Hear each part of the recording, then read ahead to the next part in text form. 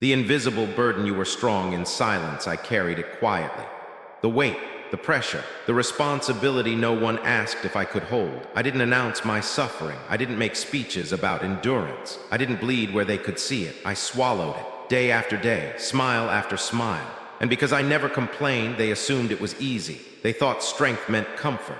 They thought silence meant peace. They thought because I stood upright, I wasn't bending under the load. But look closer. Look at the cracks they never bothered to see. I was strong in silence, and that silence cost me everything. I carried burdens that were never mine to begin with, dreams that weren't mine, problems that weren't mine, responsibilities handed to me without consent because I was capable. Capable. That word became a sentence. You know it too. That moment when they look at you and say, "You can handle it." Not because they care, but because they don't want to, so you nod because you always do. Because you've trained yourself to be reliable even when it hurts. And the world learns something dangerous about you. It learns that you won't drop the weight. It learns that you won't scream. It learns that you'll keep going even when it's killing you. They never asked how heavy it was. They only noticed that it kept moving. Strength became expected. Dependability became normal. Your sacrifice became invisible. You showed up when others disappeared. You held things together when everything threatened to fall apart. You stayed calm while chaos clawed at your chest. And because you made it look controlled, they assumed it required no effort. They didn't see the nights you collapsed in silence. They didn't hear the conversations you had with yourself just to survive one more day. They didn't feel the exhaustion in your bones because you didn't let them. You learned early that pain, when spoken, becomes a weakness in the wrong hands, so you locked it inside. You carried it with discipline. You wore endurance like armor. And they applauded, not with gratitude, but with more weight, more expectations, more demands, more assumptions. You became the default solution, the backup plan, the unbreakable one. And unbreakable people don't get protected, they get used. Let that sink in. Because you didn't fall apart, they leaned harder. Because you didn't protest, they pushed further. Because you didn't ask for help, they assumed you didn't need it. Your silence trained them. It taught them that your limits were infinite, but limits don't disappear just because no one acknowledges them. They accumulate, quietly, dangerously. Every time you chose responsibility over rest, every time you chose loyalty over yourself, every time you said, "It's fine," when it was, that weight stacked up. Layer by layer, unseen, uncelebrated. You weren't praised for your strength, you were punished with more of it. And still you carried on because that's who you were. Because that's who you had to be. Because somewhere along the way, survival taught you that stopping wasn't an option. You learned how to suffer efficiently, how to bleed quietly, how to smile convincingly. That's a skill. A dangerous one, because people mistake mastery of pain for immunity to it. They mistook your silence for weakness. They mistook your composure for comfort. They mistook your endurance for ease, and you let them, not because you were weak, but because you were strong enough to believe you could handle it alone. You thought strength meant carrying everything yourself. You thought resilience meant never being seen struggling. You thought silence was dignity. No one told you the truth. Silence isn't dignity. Silence is camouflage. And while you were hiding the damage was shaping you. Every unacknowledged sacrifice hardened something inside you. Every ignored effort carved distance into your chest. Every time you were relied on but not respected, something shifted. You felt it. That quiet resentment you refused to name. That exhaustion that sleep couldn't fix. That emptiness that praise never filled. You became functional, efficient, emotionally muted. You weren't living. You were holding everything together. And no one noticed the cost, because you never asked them to. That's the cruelest part. You didn't need applause. You didn't crave recognition. You just wanted the weight to be seen. But instead, it became expected. And expected strength is no longer strength in their eyes. It's a resource they drained, a foundation they stood on, a shield they hid behind. While you absorbed the impact, you became the quiet pillar in a collapsing structure, and pillars don't get thanked. They only get noticed when they crack, but by then, it's already too late. You learned something in that silence, something they never realized they were teaching you. You learned how to endure without witnesses, how to stand without support, how to survive without validation. You learned how to be alone while surrounded, and that lesson didn't break you, it sharpened you. Because one day that silence stops being submission, one day it stops being endurance, one day it becomes preparation. They thought your silence meant you were harmless. They were wrong. It meant you were learning. They fed on your reliability. You were always there. That's the sentence they'll say like a compliment, like it was kindness. Like it didn't cost you anything. You were always there. When things fell apart, when plans failed, when people disappeared, you were always there, not because it was easy, not because you were untouched by the chaos, but because someone had to be, and you became that someone. You became the ground they stood on, the constant in their disorder, the stable surface beneath their uncertainty. They leaned on you, at first gently, gratefully, and you didn't mind, because being needed feels like purpose. Because reliability feels like worth. Because for a while it felt good to be trusted, so you showed up early, you stayed late, you answered calls no one else would answer, you fixed problems no one else wanted to face. And every time you did, the silence grew heavier. You were always there, and slowly, subtly, that changed everything. What began as trust became dependence. What began as gratitude became expectation. What began as appreciation became entitlement. They stopped asking. They stopped checking. They stopped considering the weight they placed on you because you never dropped it. You were always there, so they built on top of you, layer by layer, demand by demand. They stood taller because you stayed strong. They felt safer because you absorbed the pressure. They took risks because you would catch the fallout. And the more reliable you became, the more invisible your effort was. Consistency is dangerous when it goes unacknowledged. Because once something is constant, people stop noticing it exists. They didn't see the strain in your shoulders. They didn't hear the fatigue in your voice. They didn't recognize the cost of holding everything upright. Why would they? The pillar doesn't scream. The foundation doesn't complain. The structure doesn't announce when it's cracking. It just holds until it can't. You were always there, so they took without asking. Your time, your energy, your patience. They borrowed your strength like it was infinite, like it regenerated overnight, like you weren't human. They assumed your reliability was automatic, built-in, guaranteed. And every time you delivered, you confirmed the lie. You trained them to believe that you would always catch what they dropped. So they dropped more, responsibilities they didn't want, emotions they couldn't handle, consequences they refused to face. And you caught them all, not because it was fair, but because you could. And that's how they fed on your reliability. They fed on your discipline. They fed on your silence. They fed on the fact that you didn't collapse publicly. They fed on your restraint. Because reliable people don't make scenes. They don't demand credit. They don't threaten to leave. They endure. And endurance is a resource in a world full of people looking for someone else to carry the weight. You became that resource. You were always there. And while they grew comfortable, you grew hollow. Every unspoken boundary eroded something inside you. Every unreturned favor carved resentment into your bones.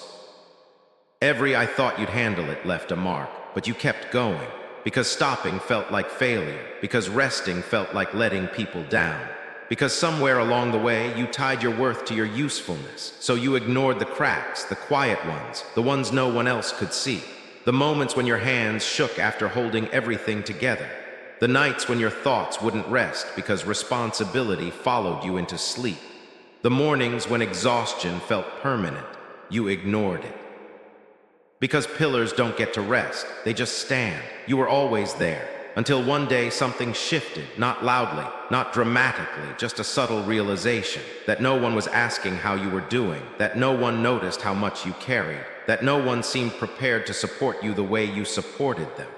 And that realization was heavier than all the responsibility combined, because it meant this wasn't mutual, it was consumption. They didn't see you as strong. They saw you as stable, and stability gets exploited. They mistook your discipline for availability. They mistook your loyalty for obligation. They mistook your silence for consent. And still you held, because even when pillars crack, they don't announce it. They fracture quietly, internally, where no one is looking. You were always there, but each time you were less present inside yourself, less patient, less forgiving, less willing to sacrifice without question. Something hardened, not into anger. Into clarity, you started noticing patterns, who only showed up when they needed something, who vanished when you needed support, who took your consistency for granted. And once you see that, you can't unsee it. Reliability stops feeling noble. It starts feeling expensive. You realize something they never considered. If you ever stepped away, the structure wouldn't hold. Not because they were weak, but because they never learned to stand without you. That's when the power shifted, not outwardly, internally. Because the one who holds everything together always has the option to let go. And when you understood that, you stopped bleeding for free. You stopped offering strength to those who never earned it. You stopped reinforcing structures that drained you. You stopped mistaking endurance for destiny. You didn't announce it. You didn't threaten it. You didn't demand change. You just pulled inward, quietly, like a pillar deciding whether it still wants to hold the roof. You were always there. But now, you were there for yourself first, and that terrified them. Because when the foundation stops feeding the structure, collapse becomes inevitable. They didn't feel it immediately. They didn't notice at first, but the cracks had already formed. And this time they weren't in you. They were in everything built on your back. The loneliness of being needed. You were never alone. That's what it looked like from the outside. People around you, voices calling your name, hands reaching for your attention. But inside was quiet. Heavy, empty, because being needed is not the same as being seen. They came to you with problems, with fears, with unfinished battles they didn't want to fight alone. And you stood there, steady, capable, unmoving, so they leaned in closer. And every time they leaned, you stood straighter. Not because you felt strong, but because you didn't give yourself permission to fall. You were surrounded, yet alone, because no one asks the pillar how it feels to hold the ceiling. No one checks on the one who never breaks. They assume strength is permanent. They assume silence is peace. They assume you're fine because you don't complain, so they talk and you listen. They unload their chaos into your calm. They pour their fears into your patience.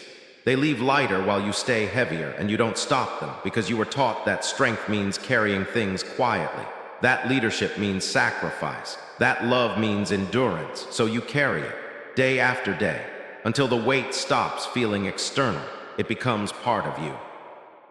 You stop expecting support. You stop waiting for understanding. You stop hoping someone will ask the simple question, how are you holding up? Because no one ever does. They ask what you can do, what you can fix, what you can handle, never what it costs you. You became the strong one, and strength is a lonely role because strong people don't get comfort. They get responsibility. They don't get checked on. They get relied on. They don't get rescued. They get expected to rescue everyone else. So you learn to self-soothe in silence, to swallow exhaustion with discipline, to turn pain into composure. You learned how to bleed internally and smile externally. You were surrounded, but no one stood with you, not really. Because when you're the strong one, people stand behind you. They hide in your shadow. They rest on your stability. They don't face you. They don't see you. And the loneliest part, you trained them to treat you that way. Every time you said, I'm fine. Every time you said, I've got it. Every time you chose control over honesty. You made yourself the answer, so they stopped looking for anyone else. And slowly, something inside you shifted. Not anger, not yet, just a quiet awareness. A realization that arrived late at night, when the noise was gone, when there was no one left to support. You realized something terrifying. If you disappeared tomorrow, they would notice the silence before they noticed your pain. They would miss what you provided, not who you were. And that thought sat heavy. Because you weren't lonely because you lacked people. You were lonely because no one knew how to hold you. You were the container, never the content, the anchor, never the ship, the shield, never the protected. And resentment began to form softly, like a crack spreading through glass. You started noticing the imbalance, who reached out only when they needed strength, who vanished when you needed space, who assumed access to you without earning it. You noticed how conversations ended when you stopped offering solutions. How silence followed when you stopped carrying the emotional load. And it hurt, not because they were cruel, but because they were comfortable using your strength as a cushion, comfortable standing on ground they didn't build, comfortable never asking if the foundation was cracking. You were surrounded, yet alone. And that loneliness did something dangerous. It sharpened you. Because loneliness forces truth. It strips away illusions. It removes excuses. It shows you exactly where you stand in other people's lives, and you saw it clearly. You weren't valued for your presence. You were valued for your performance, for what you gave, for what you absorbed, for what you handled without complaint. And once you saw that, you couldn't unsee it. You stopped over-explaining. You stopped over-giving. You stopped filling silences that weren't yours to fix. You didn't explode. You withdrew. Because the strongest shift is not rage, it's restraint. You learn to sit with the loneliness, to let it teach you, to let it harden into discernment. You realize something powerful. Being needed is not the same as being respected. Being relied on is not the same as being loved. And you had been confusing the two. So you made a decision, not out loud, not dramatically, internally. You decided that if you were going to be alone, it would no longer be because you were carrying everyone else. You would be alone by choice, on your terms.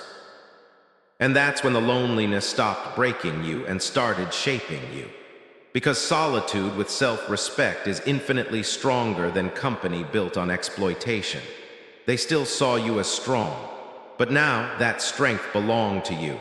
And for the first time, you weren't afraid of standing alone. You were afraid of ever being needed like that again. You never asked for gratitude. You never asked for applause. Not once.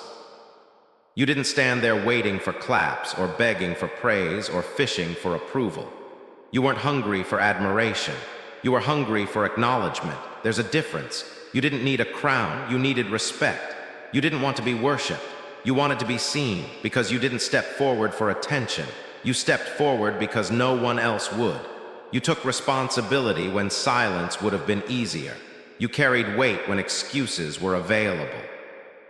You stayed when leaving would have protected you. And you did it quietly, not to be a hero, but because letting things fall apart felt worse than the cost of holding them together. You never said, "Thank me." You never demanded recognition. You just expected something simple, awareness. You expected them to notice the effort, to recognize the sacrifice, to understand that strength has a price, but they didn't, and that hurt more than hatred ever could. Because hatred at least acknowledges your presence. Neglect erases it. Hatred says, "I see you and I oppose you." Neglect says, "You don't matter enough to react to," and they mastered neglect. They took what you gave and treated it like it appeared on its own, as if effort was automatic, as if sacrifice was natural, as if your endurance required no fuel. They normalized your contribution, and once something becomes normal, people stop valuing it. They stop protecting it. They stop thanking it. They stop respecting it. They just expect it. You became the standard, and standards don't get praised, they get enforced. They noticed when you were late, never when you stayed longer. They noticed when you paused, never when you pushed through exhaustion. They noticed your limits, never the miles you crossed before reaching them.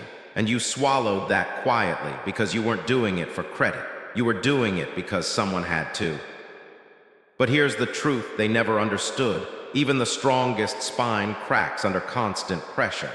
Not because it's weak, but because it's human. You didn't need admiration. You needed recognition. You needed someone to say, "I see the weight you're carrying."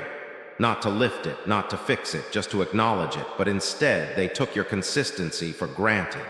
They mistook reliability for obligation. They treated your loyalty like a resource, not a choice. And that's when something shifted. Because neglect doesn't scream, it whispers. It shows up in unanswered messages, in conversations that end when you stop giving, in silence where appreciation should have lived. It shows up when you realize no one would notice your absence until things started breaking. And that realization cuts deep, deeper than insults, deeper than betrayal, because betrayal requires intent. Neglect is indifference, and indifference is the most disrespectful form of violence. You didn't need a parade. You needed someone to pause, to look at you and say, "This matters, you matter." But they never did. So you kept going, you kept holding the line, kept stabilizing chaos, kept being the one everyone leaned on until you realized something terrifying. They weren't grateful because gratitude implies the possibility of loss. And they never believed they could lose you. They assumed permanence. They assumed access. They assumed you'd always be there because you always had been. And that assumption, that entitlement, that's where respect dies.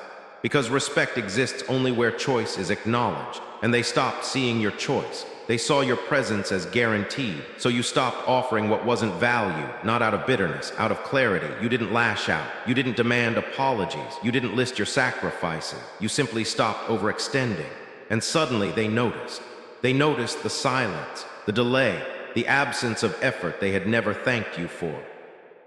But even then, you didn't ask for praise. You didn't say, "Now do you see?" You already knew the answer. They didn't miss you. They missed what you provided. And that confirmed everything. You never needed gratitude. You needed respect. And respect isn't begged for. It's withdrawn from those who refuse to give it. So you pulled back, not dramatically, not emotionally. Deliberately, you redirected your energy. You reclaimed your strength. You stopped giving discounts to people who never paid the cost. And that was your quiet rebellion, because power isn't loud. Power is selective. You learned that appreciation isn't proven by words, it's proven by care, by awareness, by protection, by effort returned. And when none of that came, you didn't argue, you adjusted. You became harder to access, more precise with your energy, unwilling to bleed for indifference. You stopped being the one who carried everything. And the moment you did, the imbalance became visible. You saw who respected you and who only benefited from you. And that knowledge changed you, because now you don't need recognition from those who never saw you. You don't need gratitude from those who only noticed you when you stopped giving. You understand something deeper now. Respect begins with boundaries, and you finally drew yours. You didn't need a crown, you needed respect. And when they couldn't give it, you took something far more powerful instead: yourself. When they chose comfort over loyalty, they didn't stab you in the back. They didn't raise their voice. They didn't declare war. They did something far more cowardly. They chose comfort, and they called it nothing personal. They smiled while doing it. They justified it with logic. They wrapped betrayal in soft words and reasonable excuses. And that's what hurt, not the loss, the ease, because loyalty didn't end in a fight. It ended in convenience. One day you were essential. The next you were expendable. Not because you failed, not because you weakened, but because staying loyal required discomfort. And they don't bleed for anyone. They don't stand firm when things get heavy. They don't endure friction. They adjust. They replace. They move on. You weren't removed with rage. You were replaced with relief. And that silence, that quiet swap, that's where the heartbreak lives. Because loyalty used to mean something. It meant standing together when it was hard. It meant choosing people over comfort. It meant inconvenience was the price of belonging, but they rewrote the rules. They decided loyalty was conditional, temporary, optional, as long as it felt good, as long as it stayed easy, as long as it didn't demand sacrifice. The moment it did, they let go, not with anger, with indifference. And that's when you realized you weren't valued, you were useful, you weren't chosen, you were convenient. They didn't stay because of who you were, they stayed because of what you provided. And when someone else offered the same thing with less effort, you became negotiable. That realization doesn't explode, it sinks. It settles in your chest like cold metal, because you remember every time you stayed, every time you defended them when it cost you, every time you chose loyalty over comfort. And now you're watching them choose ease over you. They didn't fight for you, they didn't hesitate, they didn't look back. They adjusted their lives around your absence like you were furniture they rearranged. And that's when the fracture began. Not in them, in you, because something sacred broke. The belief that loyalty was mutual, the belief that standing firm mattered, the belief that history carried weight. It didn't. To them, loyalty was a setting, turned on when useful, turned off when inconvenient. And you stood there holding a standard they had already abandoned. You kept your word. They updated theirs. They called it growth. They called it maturity. They called it doing what's best. But you saw the truth. They chose comfort. They chose the path with fewer consequences. They chose the option that required the least courage, and they left you standing alone with principles that suddenly felt heavy. You didn't beg them to stay. You didn't plead your case, because loyalty that has to be argued for is already dead. You felt the heartbreak quietly, not as rage, as understanding, the kind that changes how you see everyone. Because once you see how easily people trade loyalty for ease, you stop romanticizing connection. You stop believing words. You start watching behavior, and their behavior told you everything. They didn't betray you loudly, they betrayed you efficiently. They replaced depth with simplicity, history with convenience, you with something easier to manage, like you were too much, too demanding, too real. Because real loyalty is uncomfortable. It demands sacrifice. It demands patience. It demands staying when leaving would be simpler. And they were never built for that. They wanted connection without cost. Commitment without burden. Loyalty without sacrifice. And when you became heavy, when life made you inconvenient, they found an exit. Not because you changed. Because they never planned to stay through change. And that truth hurts because you didn't just lose them. You lost the illusion that loyalty was shared, the illusion that you mattered beyond function, the illusion that people stay because of who you are, not how easy you make their lives. That illusion shattered quietly, and silence is brutal. Because there's no closure, no final argument, no dramatic ending, just absence, just replacement, just the sound of doors closing without explanation. You replay moments, you question yourself. Was I too much? Was I too intense? Was I wrong for expecting loyalty to mean something? And then clarity. No, you weren't wrong. You were early. You were loyal in a world addicted to comfort. You were committed in a culture obsessed with convenience. You expected depth from people who only operate on the surface. And that's not a flaw, that's a difference. But difference makes people uncomfortable. So they remove it, they trade it, they replace it, and they justify it by calling it natural. But you know better. You know loyalty isn't loud, it's consistent. And consistency is rare. You didn't leave when it got hard, they did.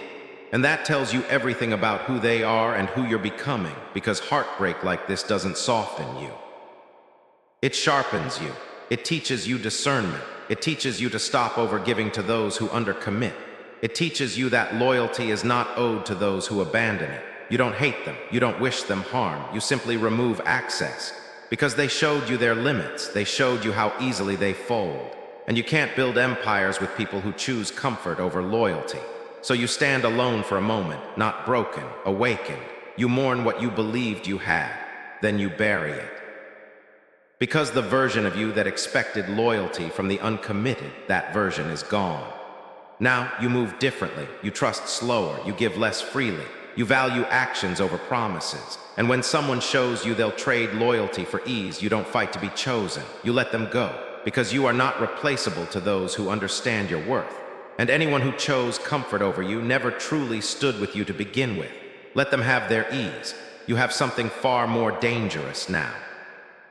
Clarity, and with it, unbreakable resolve. You were convenient, not valued. You felt it long before you admitted it. In the pauses, in the way their voices changed when you stopped giving. In how quickly their warmth cooled the moment you said no. You weren't cherished. You were convenient, and convenience is never loyal. They didn't see you. They saw what you provided, your strength, your time, your patience, your solutions. They didn't ask who you were becoming. They only asked what you could still carry. And you carried it. Again and again and again, because you thought usefulness was love. You thought reliability earned respect. You believed if you gave enough, stayed long enough, held strong enough, you'd be valued. But value was never the currency. Utility was. They didn't invest in you. They extracted from you. And they called it connection. Look back. Every interaction had an expectation attached. Every compliment came with a request hiding behind it. Every moment of affection followed a favor.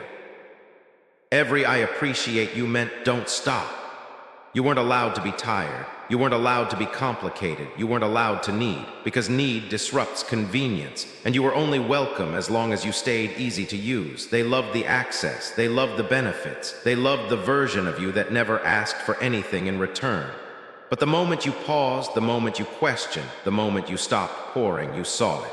The disappointment, not concern, not care. Disappointment. Like a machine malfunctioning, like a resource running low. They didn't ask what was wrong, they asked what happened to you. As if you had broken a contract, as if your humanity was an inconvenience. That's when it hit. They loved what you gave, not who you were. Say it again. They loved what you gave, not who you were. You were valued for output, not presence, for sacrifice, not existence. You were praised when you performed, ignored when you rested, and punished when you changed. Because change threatens those who benefit from your consistency.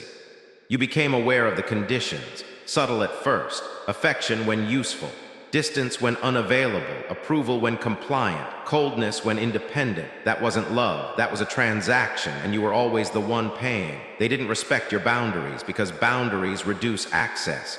They didn't honor your limits because limits disrupt convenience. They didn't celebrate your growth because growth makes you harder to control. They preferred you predictable, exhausted, dependable, silent, because a silent giver is easy to manage, and you stayed because you hoped one day they'd see you. One day they'd choose you without conditions. One day the giving would be returned, but deep down you knew if you stopped being useful, you'd stop being wanted. And that realization is devastating because it means the connection was never about mutual respect. It was about benefit. They didn't protect you. They protected their access to you. They didn't value your presence. They valued your availability. And when availability declined, so did their interest. That's not accidental, that's exposure. Because people reveal their intentions when the supply runs low. You saw it in the guilt they used. You've changed. You're not the same. You don't care like you used to. Translation, you're harder to use now. And they resented that. They resented your awakening because an aware person is no longer exploitable. You began to see the pattern everywhere. They didn't stand beside you, they stood behind you, letting you take the weight, letting you take the blame, letting you absorb the pressure. And when you asked for support, they disappeared, because support was never part of the agreement, only extraction. They wanted your loyalty, but offered none. They wanted your energy, but protected theirs. They wanted your sacrifices, but avoided discomfort. And still, they expected gratitude. Gratitude for being tolerated. Gratitude for being kept around.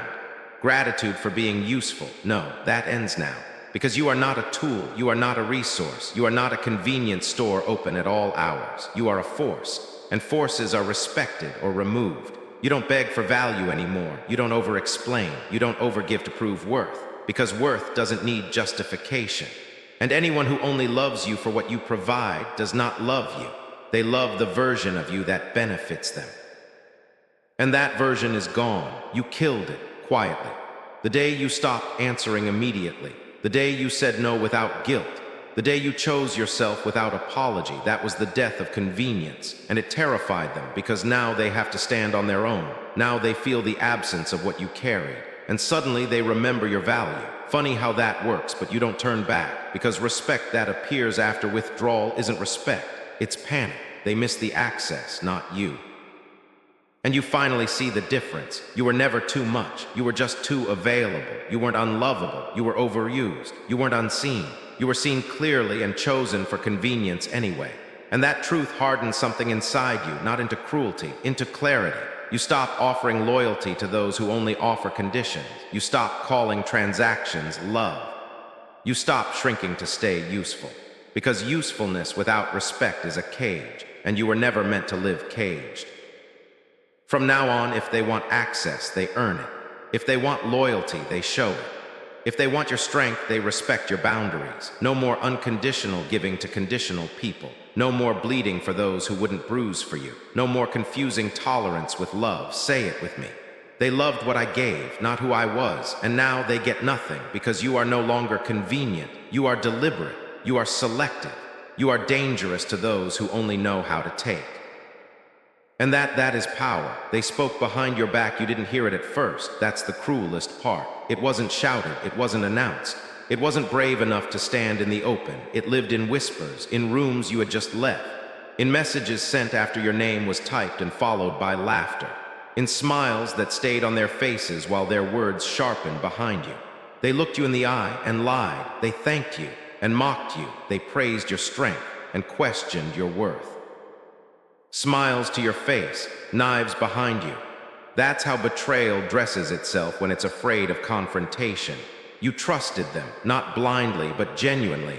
You believed loyalty meant something. You believed history mattered. You believed effort was seen. So when the truth surfaced, it didn't arrive gently.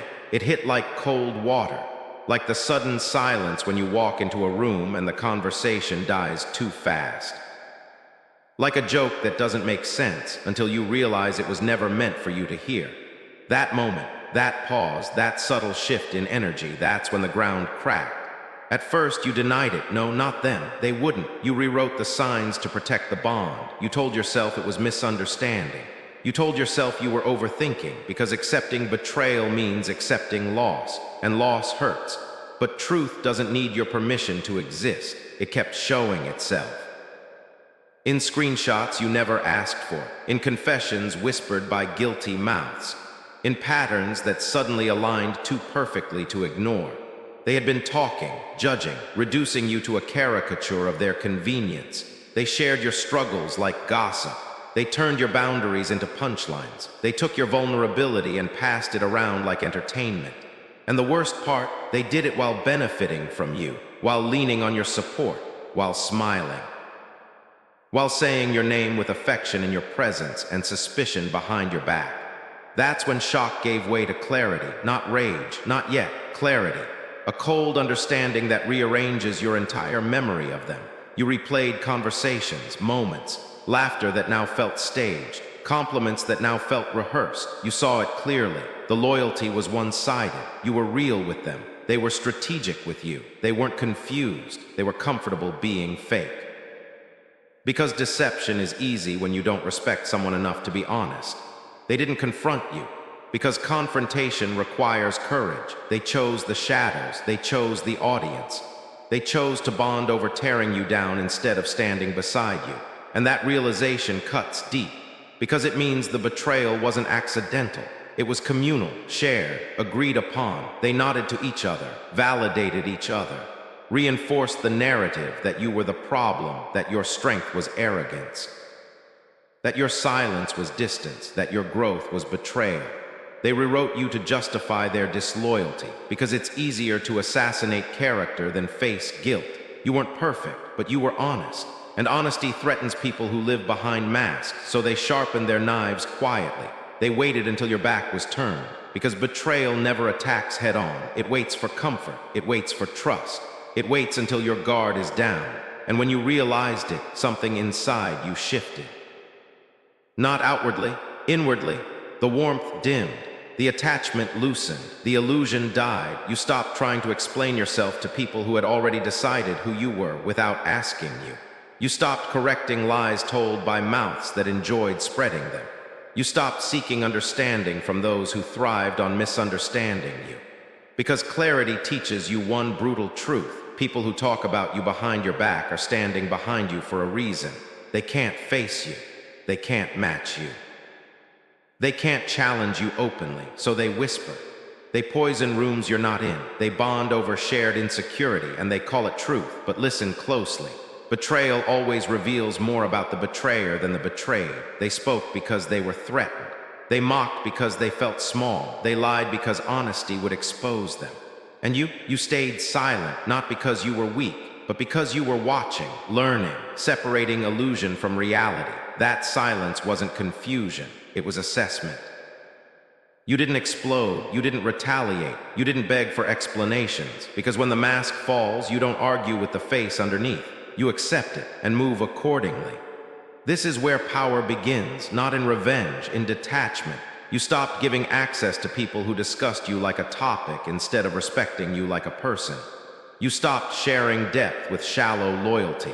You stopped confusing familiarity with trust, because trust doesn't require secrecy. And loyalty doesn't hide. They lost you the moment they chose to speak instead of stand. And they'll never fully understand what they lost, because they never truly saw you. They saw a role, a function, a convenience, not the force you were becoming. Now you walk differently. You speak carefully. You observe more than you reveal, not because you're afraid, but because awareness changes behavior. You don't need to expose them. Life does that eventually.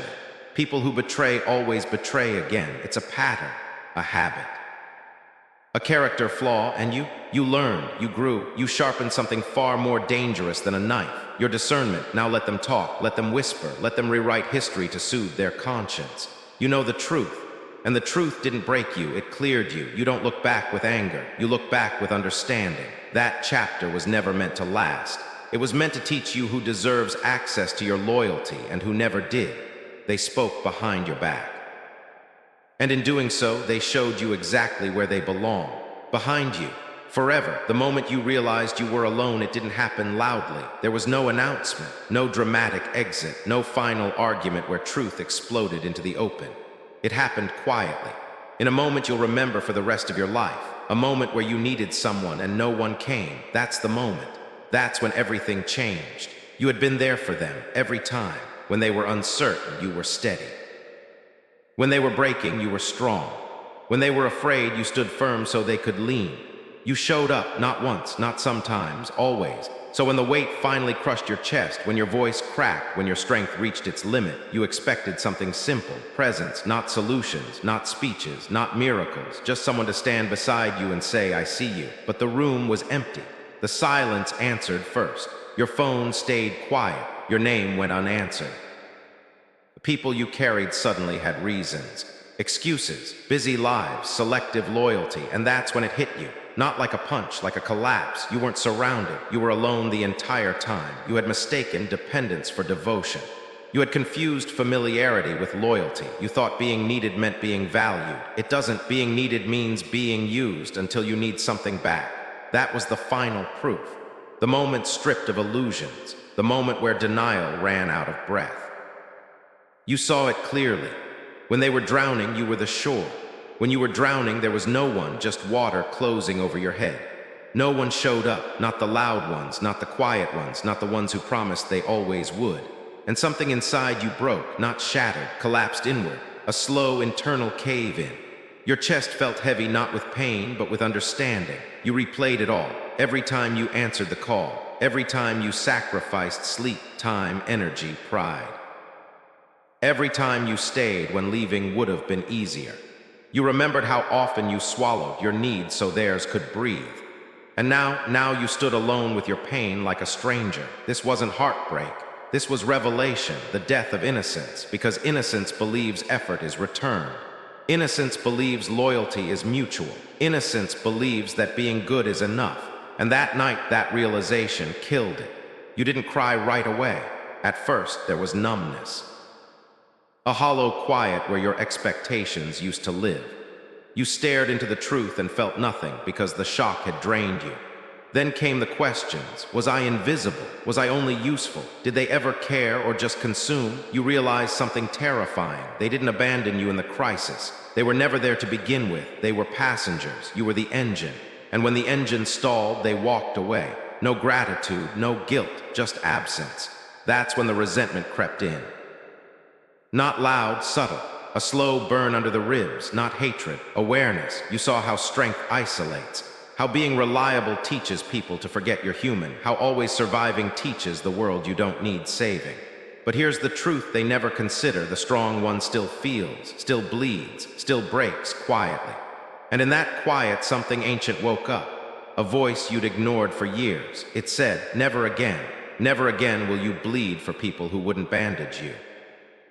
Never again will you empty yourself to keep others full. Never again will you mistake silence for peace. Because this pain, this loneliness, this abandonment, it didn't destroy you. It clarified you. You stopped asking why they didn't show up. Because the answer was simple. They couldn't. They were built to take, not to stand. You were raised in fire. They were raised in comfort. And comfort doesn't survive pressure. That night you didn't become bitter. You became selective. You didn't close your heart. You armored it, you didn't lose compassion, you redirected it inward. For the first time, you sat with yourself. No audience, no performance, no role to play, just you.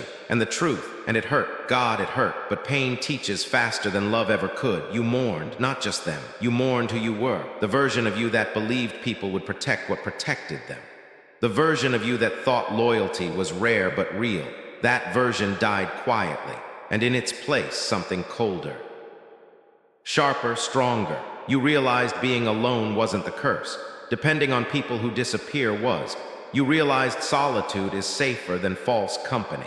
That standing alone is better than standing surrounded by ghosts. This wasn't the end. This was the severing, the cut that frees you from the rope you didn't realize was tightening. Now you don't beg for presence. You don't chase reassurance. You don't overextend. You watch. You listen. You choose. Because loneliness taught you discernment. It taught you that survival doesn't require applause. That power doesn't need witnesses. That you don't need to be understood, only unstoppable. Look at yourself now. Look at the scars they never noticed. Do you see weakness, or do you see proof? Proof that when no one showed up, you did. You carried yourself. You held your own weight. You stood in the ruins and didn't beg for rescue. That's not loneliness. That's initiation. Innocence died there, and something far more dangerous took its place. A self that knows, a self that remembers, a self that will never again mistake being surrounded for being supported. From that moment on, you were alone, but you were finally honest about it. And honesty is where power begins. You stopped explaining yourself. There was a time you explained everything. Your tone, your silence, your exhaustion, your boundaries. You explained your pain like it needed permission to exist. You translated yourself into smaller words so they wouldn't feel threatened. You softened truths so they wouldn't feel accused.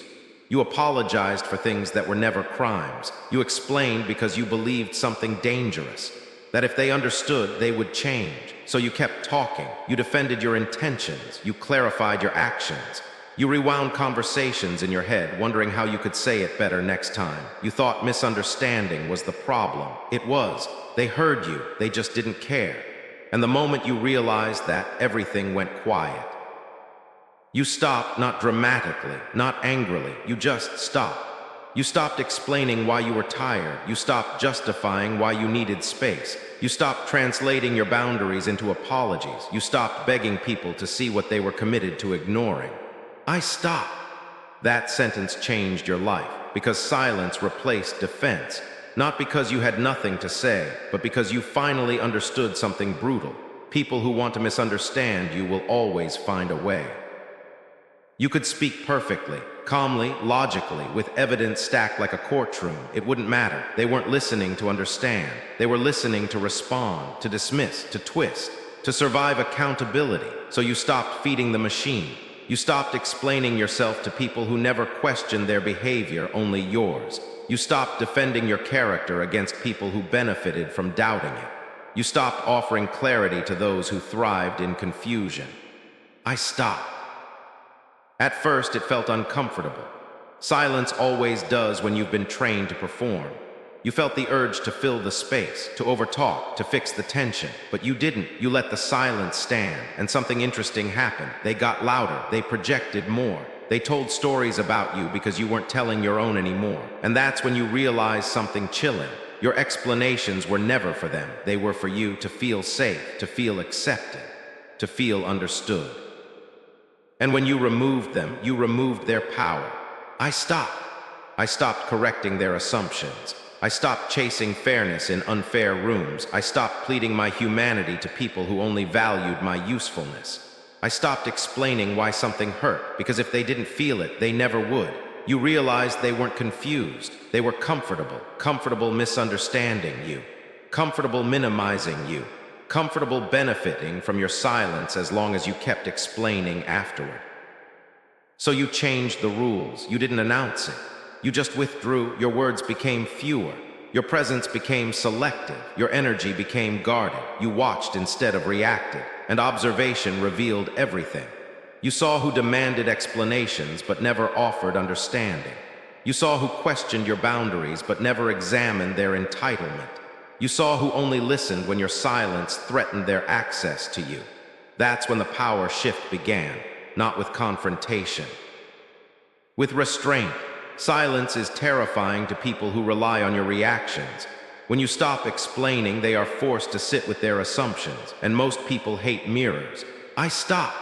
I stopped explaining why I changed, because growth doesn't require permission. I stopped explaining why I pulled away, because distance is a response. I stopped explaining my worth to people committed to misunderstanding it. And here's the truth they never expected. I didn't lose my voice. I refined it. I learned that words are expensive, and I stopped spending them on people who couldn't afford the truth. You know what silence does? It exposes intentions. It reveals who valued your presence and who only valued your compliance. When you stop explaining yourself, people reveal how much access they expected without effort. They accuse you of changing, of being cold, of being distant, of being difficult. But what they really mean is, you no longer bend. And that terrifies them. Because you used to explain. You used to make it easy for them. You used to translate your boundaries into comfort. Not anymore. I stopped.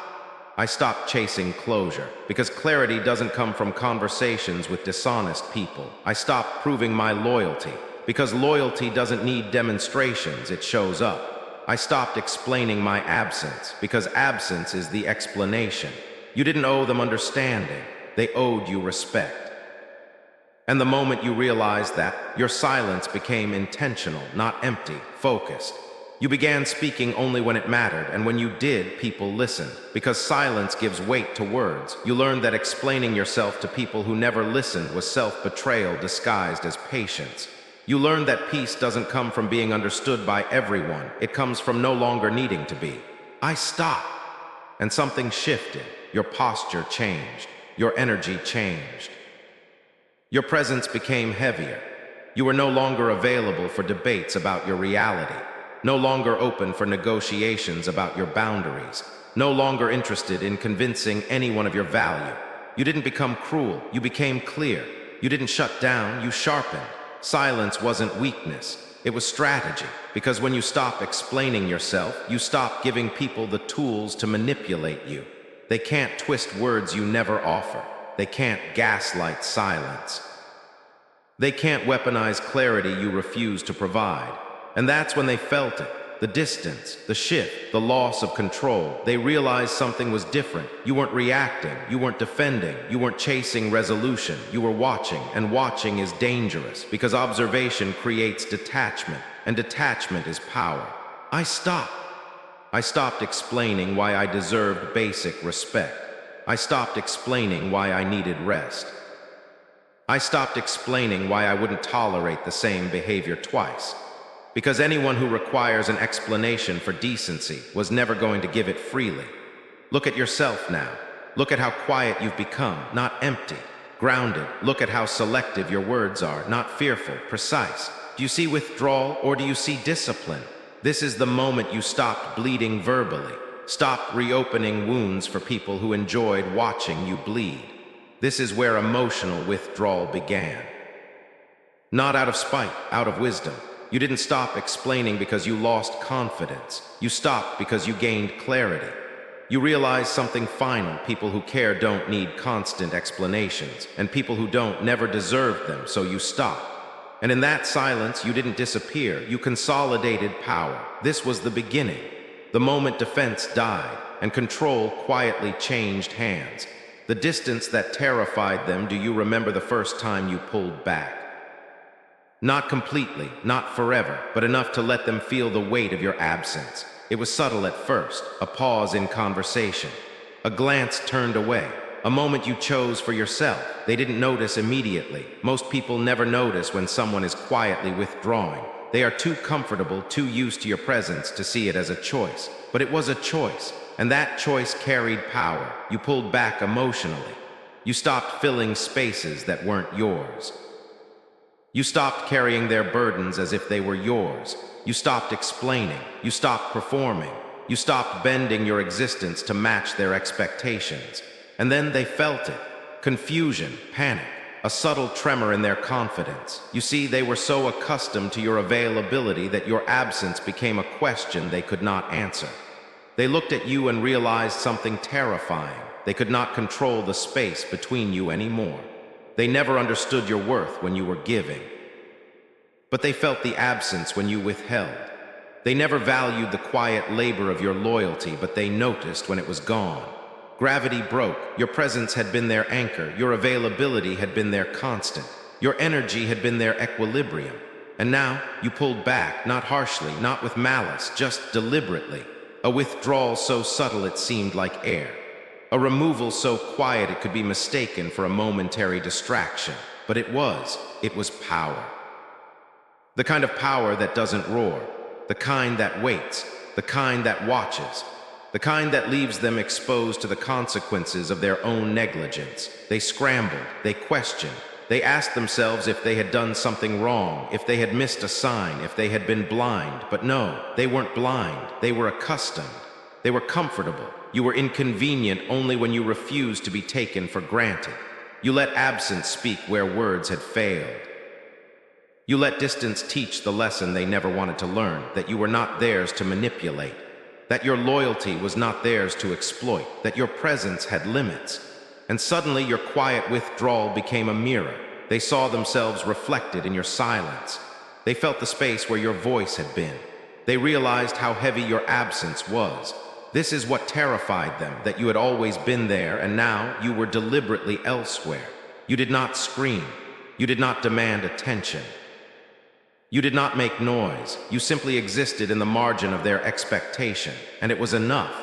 It was enough to make them question everything they had taken for granted. It was enough to make them uncomfortable in ways they could not fix with apologies. It was enough to make them feel powerless in ways they had never felt before. Because you had discovered something critical. Distance is a weapon. Absence is strategy. Withholding is revelation. And they had never imagined that you could wield it.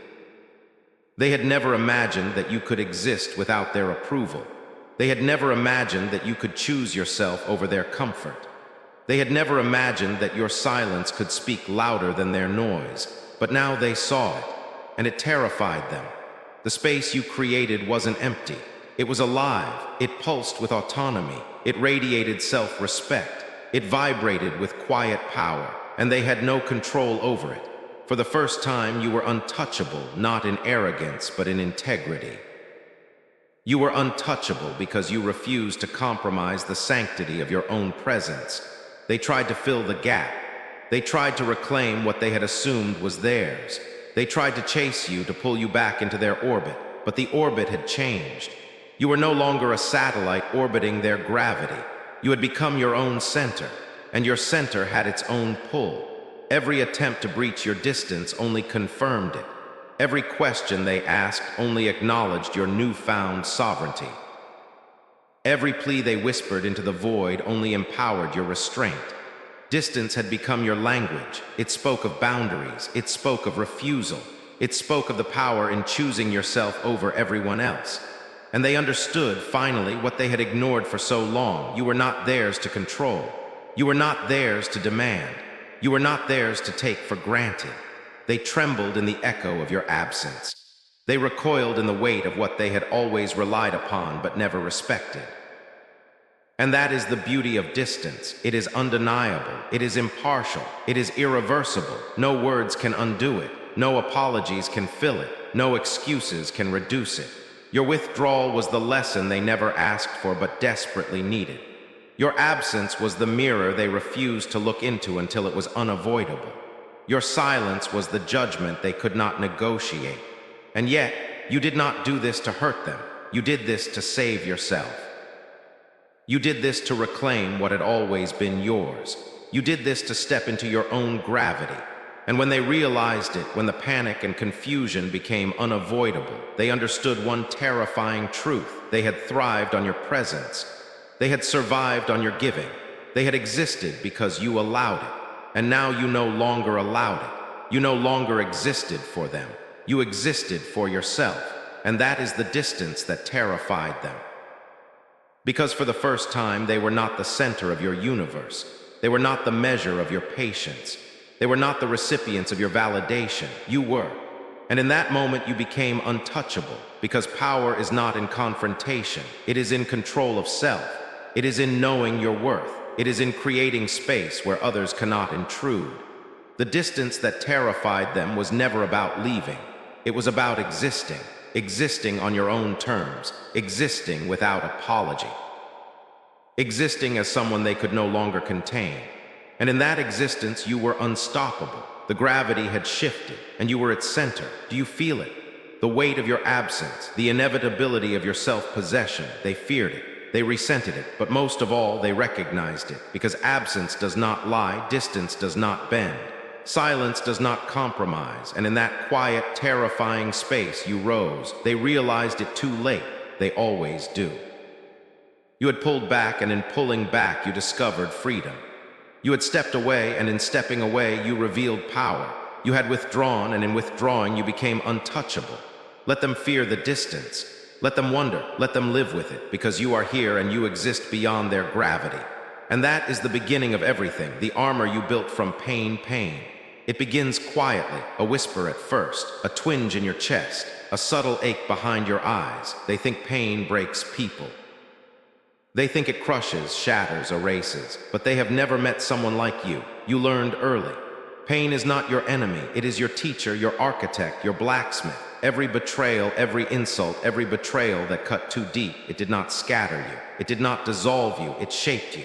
You felt it, yes, you grieved it, you cursed it, you wanted to collapse under it, and yet somehow you did not. Somehow through the fire you survived, and through surviving you began to build. Pain became structure. It became walls, not the kind that imprison, but the kind that protect.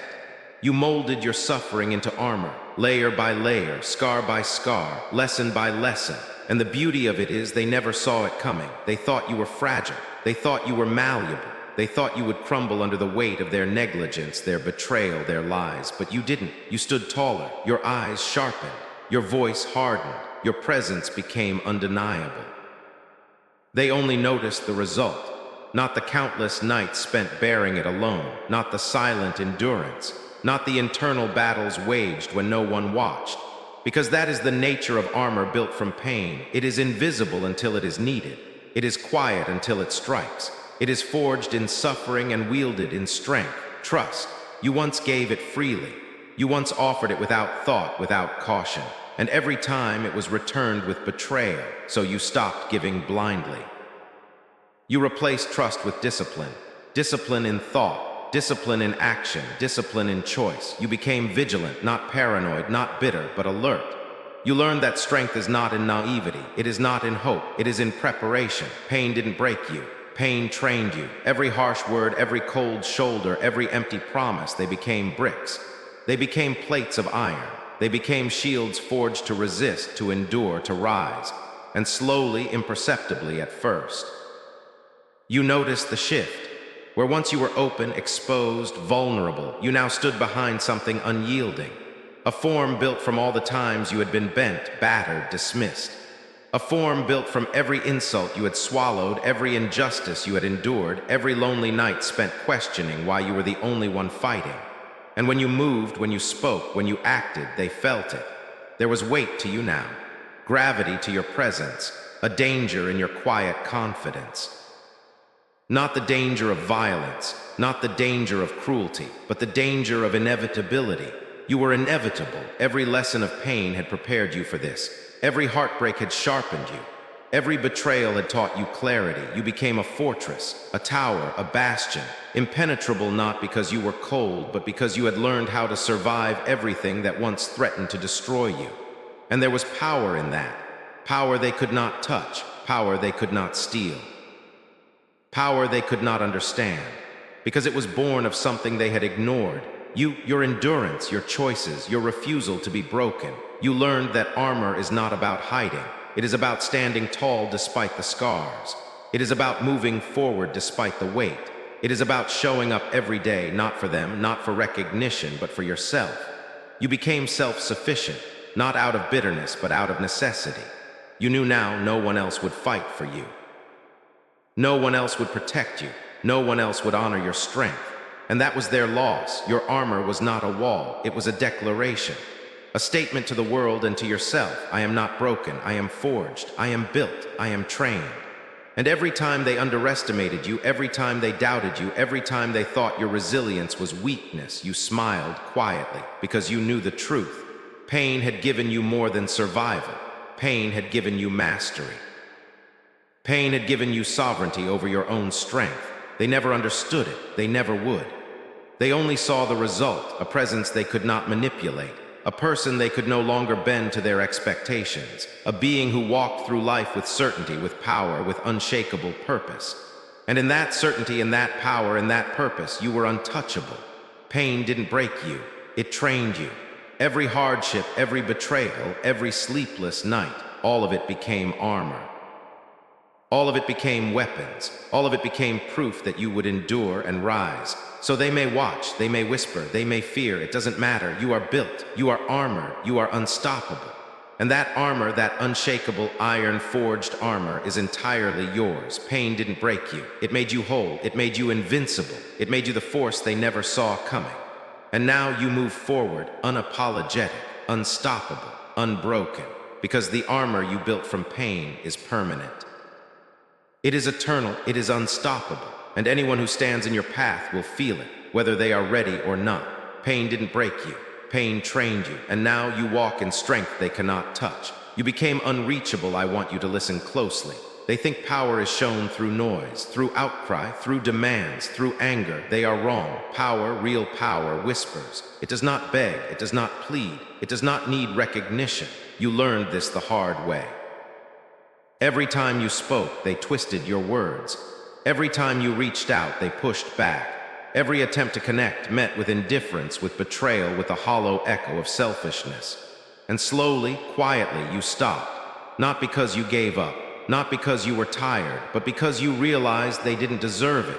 Every word, every emotion, every piece of your heart that you offered freely, they used as a playground, a place to test limits, a space to take without thought. And you understood if they would not respect your voice, then your silence became your strength. You became unreachable, not in anger, not in bitterness, but in calm, unshakable dominance. The world can yell, it can scream, it can rage, it can demand your attention, but you rise above it. You are quiet yet unyielding. You are still yet undeniable. You do not move to their rhythm. You do not react to their chaos. They try to reach you. They try to pull you back into their games, and they fail. Again and again.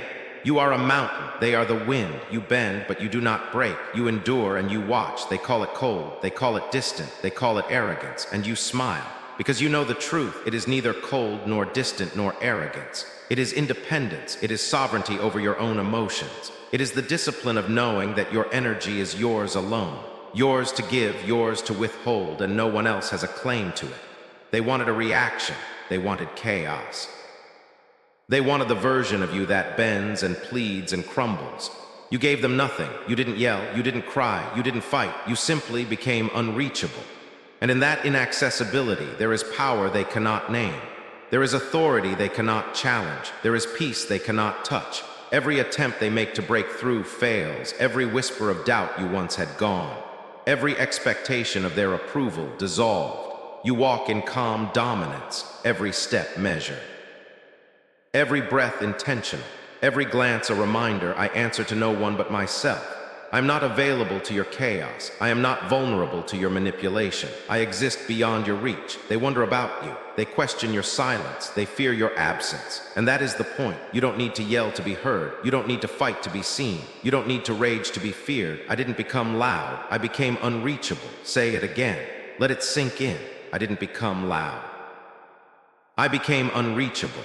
It is a statement, a shield, a declaration. It is the culmination of every insult absorbed, every betrayal endured, every attempt to pull you back into a world that never valued your presence. It is final. It is absolute. It is untouchable. You learn that control is not taken by raising your voice. Control is taken by withdrawing it. Control is taken by owning your space. Control is taken by becoming the force they cannot bend, cannot sway, cannot touch. They may think you are silent. They may think you are distant. They may think you are gone, but you are not gone. You are everywhere. In every opportunity they wish you were not. In every plan they thought would succeed without you. In every shadow they hoped they could escape. You became the gravity they cannot influence, the presence they cannot alter, the force that moves independently of their expectations. And in this you are free, free from their judgment, free from their games. Free from the need to explain, justify, or defend yourself. You do not exist for their validation. You do not operate for their attention. You do not bend to their will. You exist for yourself. And in that existence you are whole. You are sovereign. You are untouchable. Remember this always. They wanted a version of you they could consume. They wanted your energy, your focus, your attention. They wanted control. And you refused. You didn't become loud. You became unreachable. Every step forward, every decision made, every boundary enforced, it reminds them. It terrifies them. It shows them the cost of underestimating someone who stops fighting to be seen and instead simply exists on their own terms. You are not cold. You are not distant. You are deliberate. You are disciplined. You are untouchable. And that is the apex of power. Not to strike, not to yell, not to prove, but to exist with such quiet authority that the world bends around you without you ever raising a hand. You don't need chaos to prove strength. You don't need drama to demand respect. You don't need their attention to validate your presence, because you are complete. You are sovereign, you are unreachable. And from this space, from this calm, untouchable space, you watch, you move, you act, you exist. They can no longer reach you. They can no longer influence you. They can no longer define you. You are beyond them. And in that, there is nothing more powerful. I didn't become loud, I became unreachable. Say it again. Let it echo in every corner of your being. I didn't become loud, I became unreachable. Because to be unreachable is to be free. And to be free is to be unstoppable. Your silence became a weapon. They expected you to scream. They expected fire. They expected the chaos that comes when someone is pushed to the edge. They were wrong because power, true power, does not announce itself. It does not plead. It does not bargain. It waits. And your silence became the most dangerous thing they ever encountered. You stopped arguing, you stopped justifying, you stopped explaining, you stopped being their answer, their comfort, their crutch. And in that stillness, they realized something terrifying. You were gone, not physically, not in the obvious sense. But your presence, the one they relied on, the one they took for granted, the one they assumed would always be there, it vanished. And suddenly the world felt lighter, but only for them, because they did not understand that without you, everything began to crumble. You did not shout, you did not strike, you did not make a scene. You simply withheld, withholding words, withholding answers, withholding yourself. Every question they asked met with silence. Every plea for explanation met with nothing.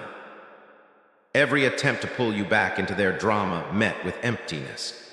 Your absence became a judgment, a verdict they could not deny, a truth they could not escape. Do you feel that weight, the weight of being needed and suddenly being removed?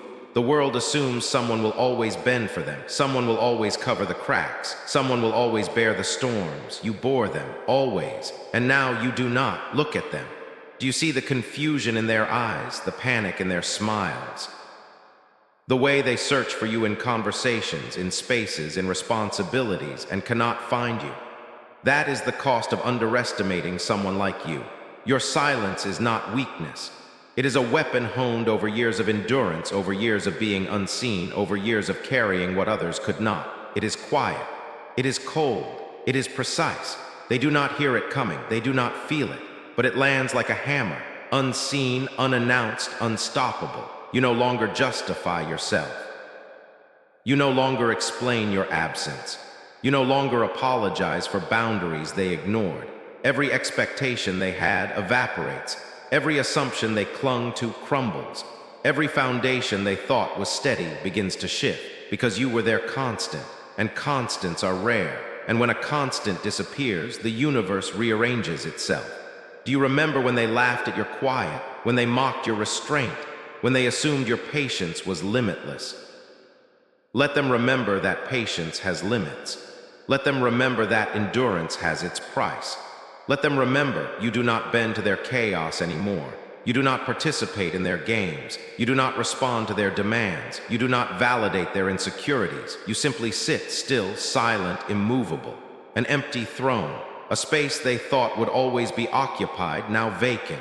And in that vacancy, they see their own dependence, their own fragility, their own failure to recognize the value of what they always had. Your silence is not absence. It is presence in its purest form, not a gift, not a plea, not an argument, a declaration that you exist on your own terms, that you will not be bent, broken, or bargained with, that you are sovereign, that your worth is not theirs to define. Every time they look for you, they see the empty space where your guidance, your voice, your energy once lived. And they realize slowly, painfully, you were everything. And now you are nothing to them, not because you abandoned them, not because you sought revenge, not because you wanted them to suffer, but because you refused to make yourself small for their convenience. Your silence is sharper than any words, colder than any spite, more relentless than any anger. It does not scream. It does not demand. It does not apologize. It simply exists, unyielding, unreachable, unstoppable. Look at them scrambling. Do you see the cracks in their confidence? the uncertainty in their steps, the panic in their minds as they realized they took you for granted. They assumed you would always be there. They assumed your loyalty was theirs to manipulate. They assumed your patience was endless. And now they understand the cost of being wrong. Your silence is not cruelty. It is revelation. It is consequence. It is the truth they refuse to see. Every whisper of doubt you once harbored transformed into discipline. Every insult they threw transformed into armor.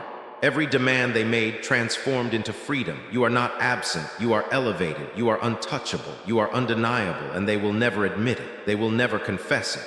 They will never acknowledge the quiet devastation of losing you, but you will know, and that is enough. Your silence became a weapon. Your absence, a kingdom they cannot reclaim. Your calm, a storm they cannot weather. They expected chaos. They expected noise. They expected battle. And all you gave was yourself, silent, unmoved, unreachable, powerful beyond their comprehension. Do not underestimate the strength of quiet. Do not doubt the reach of absence. Do not forget the weight of being taken for granted and then withdrawn. Your silence is not empty. It is the throne they never earned, the empire they cannot touch, the judgment they cannot escape. You do not need to strike. You do not need to scream. You do not need to justify. You simply exist. And in that existence, you are unstoppable. You are sovereign. You are untouchable. You are the weapon they never saw coming. Your silence became a weapon, and now let them live with it. They tried to replace you. They tried to replace you, quietly at first, casually, as if erasing you would be easy, as if what you were could be replicated. They didn't announce it. They never do. Replacement is always disguised as progress, as moving on, as finding someone new. But listen closely. Replacement is panic wearing confidence. They told themselves your absence would fade, that someone else would step in and fill the space you left behind, that the machine would keep running without its most essential part. And for a moment, they pretended it worked. Smiles returned, new names appeared, new voices echoed in places once occupied by yours, but something was missing, not loud enough to explain, not obvious enough to admit, just enough to feel wrong, because you weren't just a role, you weren't just a function. You weren't just a convenience, you were alignment, you were instinct, you were pressure held perfectly in place. And pressure once removed reveals weakness. They replaced your presence with effort, your intuition with instruction, your calm with noise, and it showed. They noticed it in the pauses, in the hesitations, in the mistakes no one made when you were there. They noticed it when things took longer, when outcomes dulled, when confidence cracked under stress. They noticed it and said nothing. Because admitting you were irreplaceable meant admitting they misjudged you. And pride does not confess easily. So they compared, silently, relentlessly. Every success fell short of what you made look effortless. Every attempt felt heavier than when you carried the weight alone. Every replacement revealed the truth they refused to face. You were not replaced, you were exposed. Others tried. They failed, not loudly, not dramatically, but consistently. And consistency is where truth lives.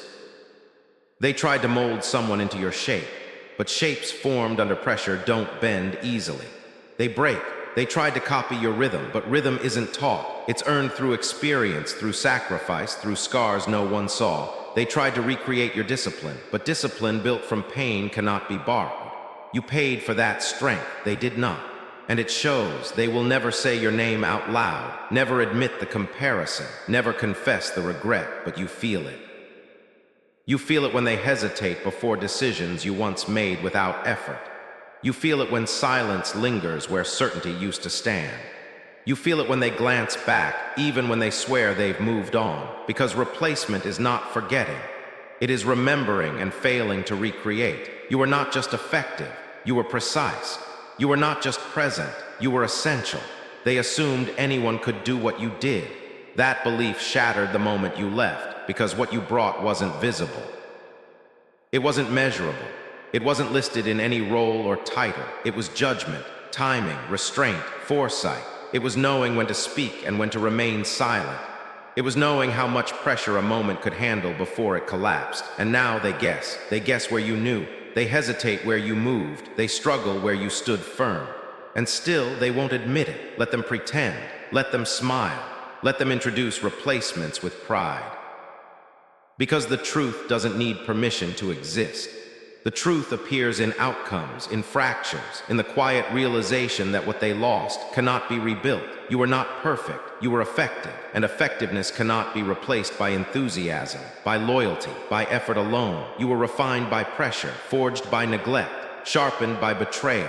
That kind of weapon is not mass-produced. They didn't lose a person, they lost a standard. And standards leave echoes. Every failure whispers your name. Every delay points back to your absence. Every compromise exposes how rare you were. You don't need to remind them. They remind themselves every day. You don't need recognition. Comparison does that for you. You don't need revenge. Reality delivers it quietly. You stand apart now, untouched, unbothered, watching them try to rebuild what they broke. And the most dangerous part, you didn't even try to be irreplaceable. You just showed up fully, consistently, without applause. That's why they can't replace you. Because people who seek recognition rarely become indispensable. You became indispensable by never asking to be noticed. So let them try, let them search, let them substitute. You are not threatened by imitation. You are confirmed by failure. You are not a chapter. You are the foundation. And foundations don't announce their absence. They reveal it when everything above them begins to crack. They tried to replace you. And in doing so, they learned the truth too late. You were never replaceable. The cracks started showing they believed everything would stay as it was. Systems carefully built, relationships carefully maintained, the world carefully controlled. They thought stability was eternal. They believed control was theirs to hold, but foundations crumble quietly, not with fanfare, not with warning. They crumble in small, almost invisible ways until the cracks can no longer be ignored.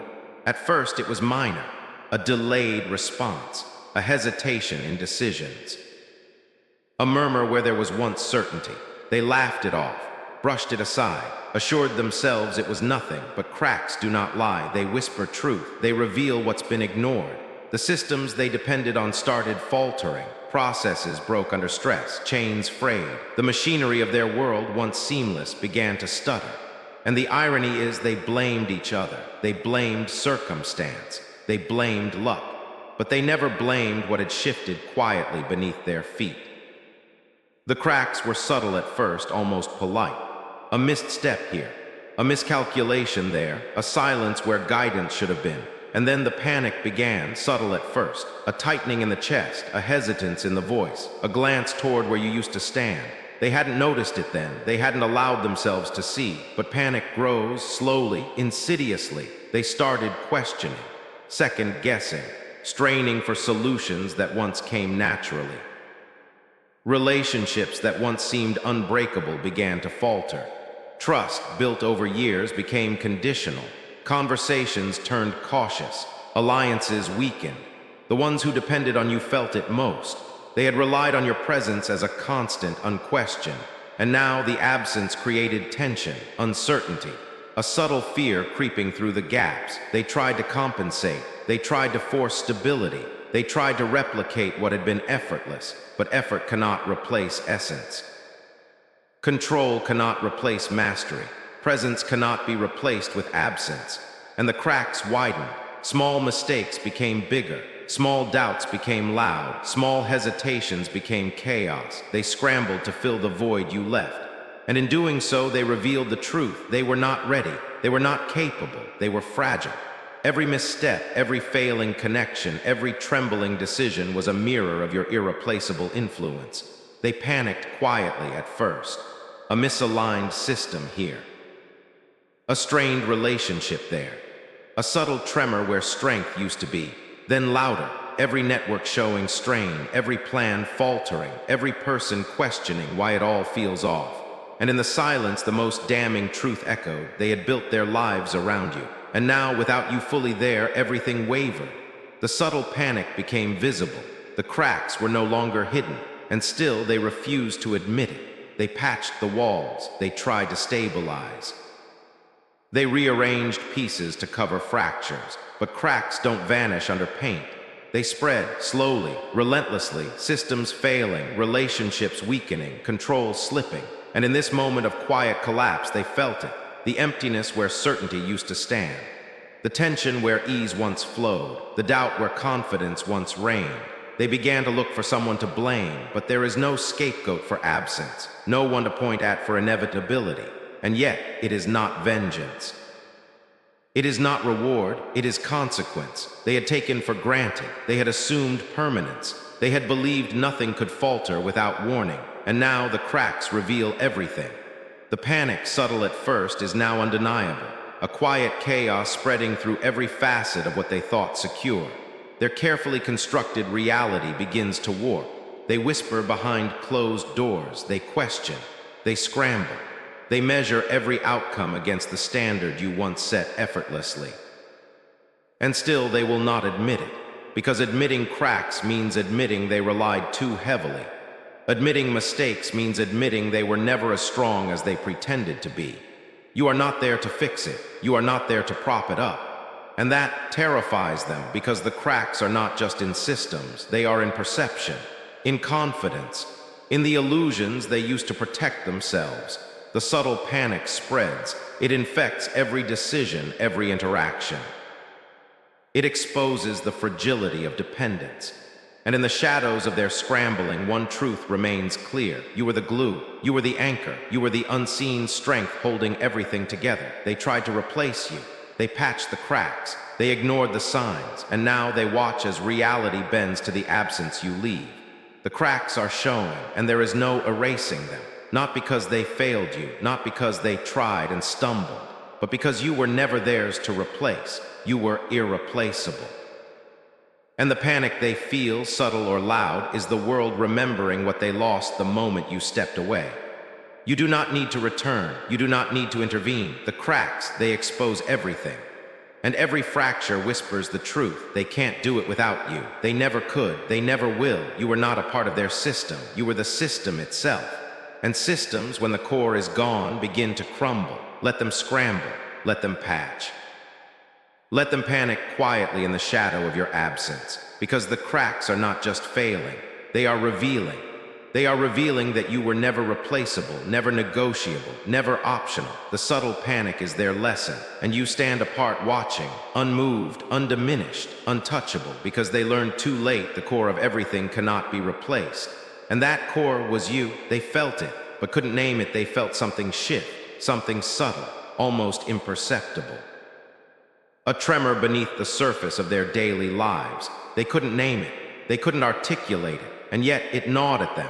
They sensed instability where certainty once ruled. They sensed absence where presence once anchored. They sensed loss before they even understood its shape. It began quietly.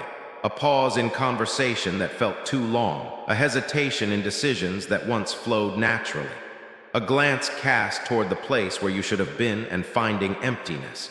They felt it, not in words, not in recognition, but in instinct, in the subtle curl of unease that chased them through their routines. They tried to ignore it, to fill it with busyness, with distractions, with false reassurances, but nothing could mask the truth. The systems faltered, the machinery stumbled. Small cracks in relationships widened without sound. Connections that had once been effortless began to fray. They felt a weight, a vacuum where your influence once lay. It wasn't loud, it wasn't dramatic, it was insidious. A creeping emptiness that whispered in every decision, every word, every glance. They began to question themselves. Did they miss something? Did they fail without realizing? Was this their fault, or was it simply missing something essential, and they did not yet realize what it was? The presence they had taken for granted was gone. You were there when it mattered, when chaos threatened, when doubt crept in, when failure hovered at the edge of every plan. You were there, steady, unyielding, invisible in your consistency. And now that invisible thread was gone. They tried to replace it, to patch the void with substitutes, with effort, with half measures, but nothing could replicate what you had been. Nothing could restore the balance that your presence provided. And so they felt unease, restlessness, a quiet panic they could not place. The absence became a shadow, a ghost following them through decisions, through conversations, through every attempt at control. They felt the loss before they understood it. Manifested in instability. Small errors, miscommunications, missed opportunities, subtle failures that seemed uncharacteristic until seen in the larger pattern. The people who once relied on you felt the tremor most. They tried to assert control, to fill the space, to reassure themselves that they could function without you. But every action reminded them of what was missing. Every solution stumbled. Every decision wavered.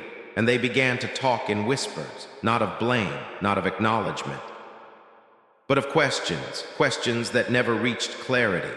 What changed? Why does it feel different? Why is it harder now? They sensed the core of the disruption, but could not name it, could not define it, and that made it more terrifying. The uncertainty gnawed at them, the invisible fracture grew, and they were powerless to stop it. They had relied on constancy, on predictability, on someone who held the unseen threads together. Now, those threads were gone. And they realized in their own way that they had relied not on people, but on you. You were the quiet stabilizer, the anchor, the presence that went unnoticed until it was absent. They could not replace it. They could not name it. They could only feel it, unease, instability, a missing presence that changed everything. They searched for what was wrong. They examined themselves. They adjusted processes. They tried harder. But effort cannot replicate essence. Substitution cannot restore what was singular. And as they struggled in the void, they felt the loss before they understood it. The power of presence is subtle. It is invisible until it is gone, and when it leaves, chaos follows. They felt it in the quiet. They felt it in the cracks. They felt it in the hesitation. They felt it in the space where certainty once lived. And still they could not name it, because what they had lost was not just a person. It was the foundation, the anchor, the invisible force holding everything in balance. They tried to compensate, to act as if nothing had changed, to convince themselves that absence was nothing, but absence is a mirror. And in that reflection, they saw the truth. They had depended on you, and now that dependence was exposed. They felt it in every interaction, every conversation that faltered, every decision that wavered, every plan that stumbled. They sensed it, they feared it, and they could not fix it because they had not only lost a presence, they had lost a force. You were the unseen standard, the measure of stability, the quiet power that kept everything aligned. And now all they could do was feel the loss. They felt the absence before they understood it, and that is power, because when they name it, it will be too late. They will understand the depth of what they have lost, the singularity of your presence, the impossibility of replacement. Until then, they are left with unease, instability, a quiet panic that grows with every passing day. And you stand apart. Unshaken, unreplicable, untouchable. They feel it, they cannot fix it, and they will never be the same, because presence once lost cannot be mimicked, cannot be restored, cannot be returned. And they will spend the rest of their days feeling it without ever fully understanding. They felt the loss before they understood it. The moment they finally understood, they saw it too late. The pieces were all there, scattered across the days, the months, the years, a mosaic they never paused to study. A pattern that had existed all along. And suddenly the image was clear.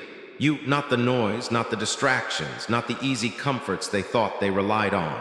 You, they connected the dots, every absence, every subtle void, every failure that should never have happened, every moment where everything held together and they took it for granted. Every time success felt effortless because you carried it. They saw it, and they recoiled. The realization hit like ice water, cold, sharp, unforgiving. Their minds grasped what their hearts had ignored. Your presence wasn't optional. Your influence wasn't replaceable. Your power wasn't visible until its shadow vanished. They remembered the quiet ways you held everything together, the decisions no one noticed, the sacrifices no one acknowledged, the strength no one dared to question.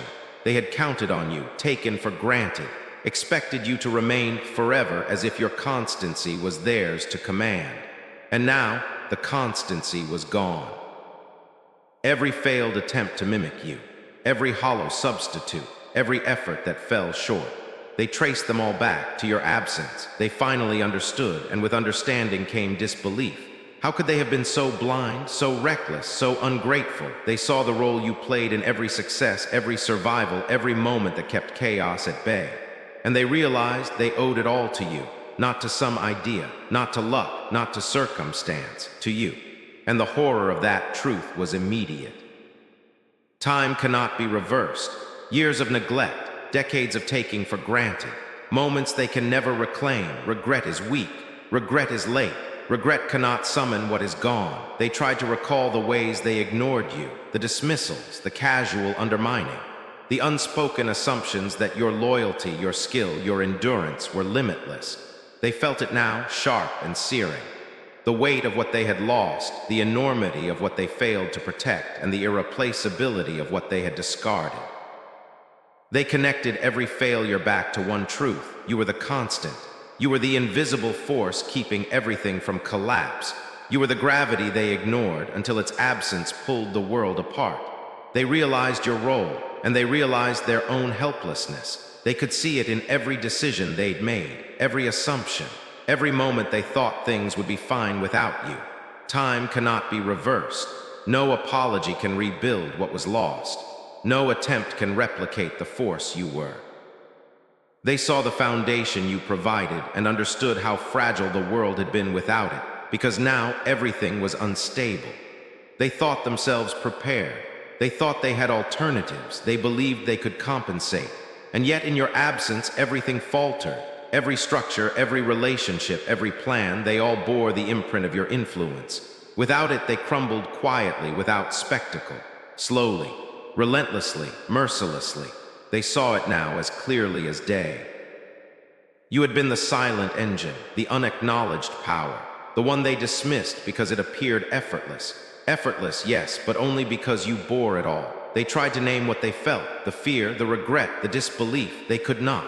Words failed them. They could only stare, grasping at fragments of what they had ignored. And in their hearts, the truth was undeniable. They had let you go without understanding. They had taken you for granted without realizing. And now it was too late. No plea could bring back your presence. No sorrow could recreate the constancy they relied upon. No realization could undo the years they squandered.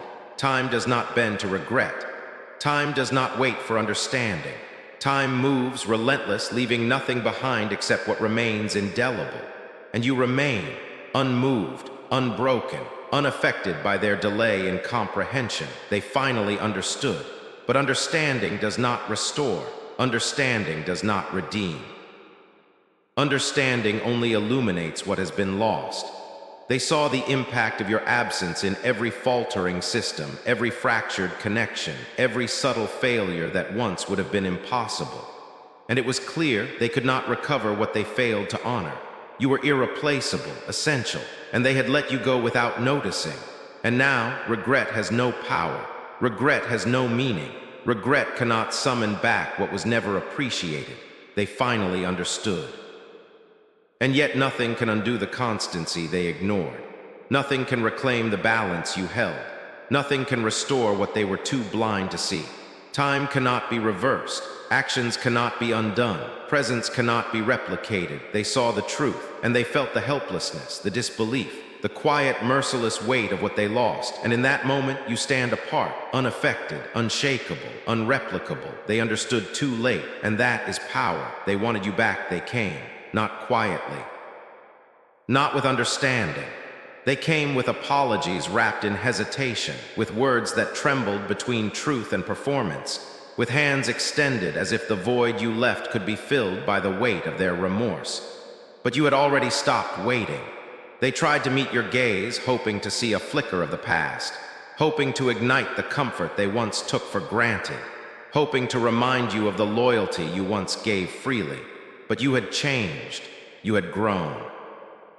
You had learned the value of yourself in the silence they ignored. They speak of mistakes, of lessons learned too late. They beg for forgiveness as if saying it could restore what was taken. But time does not bend to words. It does not rewind. It does not care for regret. They wanted you back, not for who you are, but for the ease you provided, for the strength you carried silently, for the constancy they assumed would never fail them. They wanted the world as it was. Before your absence reminded them of how hollow it had been. They tried humility. They tried excuses. They tried charm, but you had already walked beyond their reach, too late. You had built walls from the neglect they offered. You had built fire from the coldness they showed. You had learned that absence can speak louder than words. That distance can reveal truths that presence hides. They speak now of loyalty. of friendship, of bonds they claimed existed. But words without action are chains without strength. And you are no longer bound. You watch them stumble through the empty corridors of what used to be. You see the confusion in their eyes, the quiet panic behind forced smiles, the realization that their world cannot function as it did without you. They reach for you, but the reach meets air. The hand grasps nothing. The echo of their desperation meets the wall you built around your peace. Too late. Their apologies are music with no melody. Their promises are flames that cannot warm what was burned. Their regret is a shadow cast upon a floor you no longer occupy. They wanted you back, but you are gone. Not as a threat, not as vengeance, not as a warning, but as proof. Proof that life continues even when they fail to recognize the pillars that held it. They think humility will sway you. They think contrition will undo the years of neglect. They believe that desire alone can restore the void they created. But desire cannot create what has already been lost. Desire cannot replace what they ignored. Desire cannot summon you back from the distance you claimed. Too late. You had learned that presence is earned, not assumed. That respect cannot be demanded, only acknowledged. That power does not need their permission, but patience. They feel it now. The vacuum, the quiet absence, the unbearable weight of what they cannot regain. And they finally understand. But understanding does not restore. They wanted you back, but you are no longer theirs to claim. You are no longer the silent servant of their convenience. You are no longer bound to the chains of expectation. Too late. They see the clarity in your eyes, the calm dominance in your stance, the unshakable presence that no apology can penetrate. They wanted you back, and in their desire they see what they lost. And in their seeing, it is gone forever. Too late, they speak. You listen only because silence is now a choice, not a consequence. Their words are empty, their remorse hollow, their pleas a mirror of the neglect they once offered you. You could respond. You could forgive, you could return, but you do not, because too late means too late. The lesson is theirs now. The absence is yours. The power is absolute. They wanted you back, and they discovered the truth too late. And in that discovery, the world shifts, not for you, not for them, but in the knowledge that some things once lost cannot be reclaimed. Too late. The words hang in the air, your presence unmoved by their urgency, your peace unshaken by their pleas, your power undeniable, silent, final. They wanted you back, but you had already left, and you will never return. Too late. The lesson is theirs, the void remains, and the truth is absolute. You are gone. You are unreachable. You are irreplaceable. Too late. The echoes of their desire fade into nothing. The emptiness they created remains, and you stand beyond it, unshaken, untouchable, unbound. Too late. They wanted you back, but they cannot have you, because time does not wait, because respect cannot be demanded, because absence is power. Too late. And in that silence, in that finality, you rise. They watch, they understand, but they will never undo. Too late. You are free, you are whole, and they will remember. Too late. You were already gone. I left long before I walked away. Not in fury, not in spite, not with shouts or threats. I left in silence because the truth is simple. I had already detached. My heart had already folded itself away. My trust had already hardened into stone. My presence had already become a shadow, moving quietly, unseen, untouchable. They think leaving is what breaks someone. They think absence is the punishment, but they never understood. I had already gone, not physically, not yet, but in every smile I offered, they found only emptiness. In every word I spoke, they heard only echoes. In every touch, they felt only restraint. I had become unreachable, not through anger, not through revenge, through understanding. I had seen the cracks in their loyalty, fractures in their attention, the neglect that ran deeper than hatred. I had seen their apathy, and I withdrew. I withdrew not because I hated, not because I wanted them to feel pain. I withdrew because I deserved better. I withdrew because I recognized my own worth. And so I left before I left. I left in the small things, the laughter that never reached my eyes, the words that no longer carried warmth, the gestures that were nothing but routine. I left in quiet observation, watching them scramble, watching them try, watching them fail to see what they had taken for granted. I left in indifference. I had learned that caring when no one notices is a kind of torture. I had learned that loyalty given freely to the undeserving becomes poison. I had learned that absence does not start at the door, it starts in the soul. I left in restraint. I stopped explaining. I stopped pleading. I stopped forgiving the patterns they repeated endlessly. I left in preparation. For the day I could walk away and it would not matter. For the day my freedom would not need justification. For the day my departure would be inevitable, not sudden. And that day came, not with a shout, not with a storm, but quietly, like a shadow slipping from the light. They saw the empty chair, they felt the missing presence, and they did not understand, because I had left long before I walked away, because the departure they mourned had already happened inside me, because I had withdrawn every ounce of myself while still standing in their midst. There is no anger here, no need for confrontation, no desire to make them pay. There is only finality. I had already removed myself from the equations of their lives. I had already silenced the parts of me that they misused. I had already preserved the parts of me they could never touch. I was already gone. And now, as I step into the world they can no longer contain, I feel nothing but clarity. Nothing but strength. Nothing but the knowledge that I have survived the unworthy and thrived beyond their comprehension. I left long before I walked away. And that is the power they never understood. You cannot replace what is gone before it has ever been claimed. You cannot regret what has already withdrawn itself from your grasp. You cannot understand the absence of a soul that has already chosen freedom. I am free. I am whole. I am unbound. And they are left with echoes. Echoes of what they failed to nurture. Echoes of what they failed to see. Echoes of the presence that was theirs to honor and theirs alone to lose. I left long before I walked away.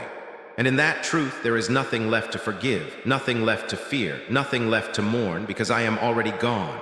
I am already beyond them, already untouchable, already unclaimed. I left long before I walked away. And that is final. They expected me to stumble. They expected me to plead. They expected me to look back. I didn't, not once. Not when the fire burned too close. Not when the voices shouted. Not when the ground beneath me threatened to crumble. I walked, I moved, I rose. They wanted my anger. They wanted my tears. They wanted a spectacle, a show they could name. I gave them nothing, no hatred, no screams, no betrayal returned in kind. I did not feed them with the satisfaction they craved. I did not grant them the poison of my attention. I simply moved forward. Always forward. They will speak of me in whispers, in awe, in regret. They will feel the absence of what they thought they controlled. And they will understand, too late, that I never needed their permission. I am not a product of their approval. I am the architect of my own ascent. Look at yourself. Look at the walls you've built. Look at the chains you've carried in silence. Do you see them? Do you see the strength you buried under their expectations? Do you feel it now? That strength is yours, unyielding, undeniable. Unseen by those too small to recognize it. I don't look back. I don't linger in the ruins they hoped I'd become. I don't waste breath on the fleeting cries of regret. Every step I take is measured. Every breath I draw is my own. Every heartbeat is a drum of inevitability. I am not defined by their judgments. I am not bound by their disappointments. I am beyond their reach. Forward. I move forward because I have no need for chains. I move forward because the past is a lesson, not a prison.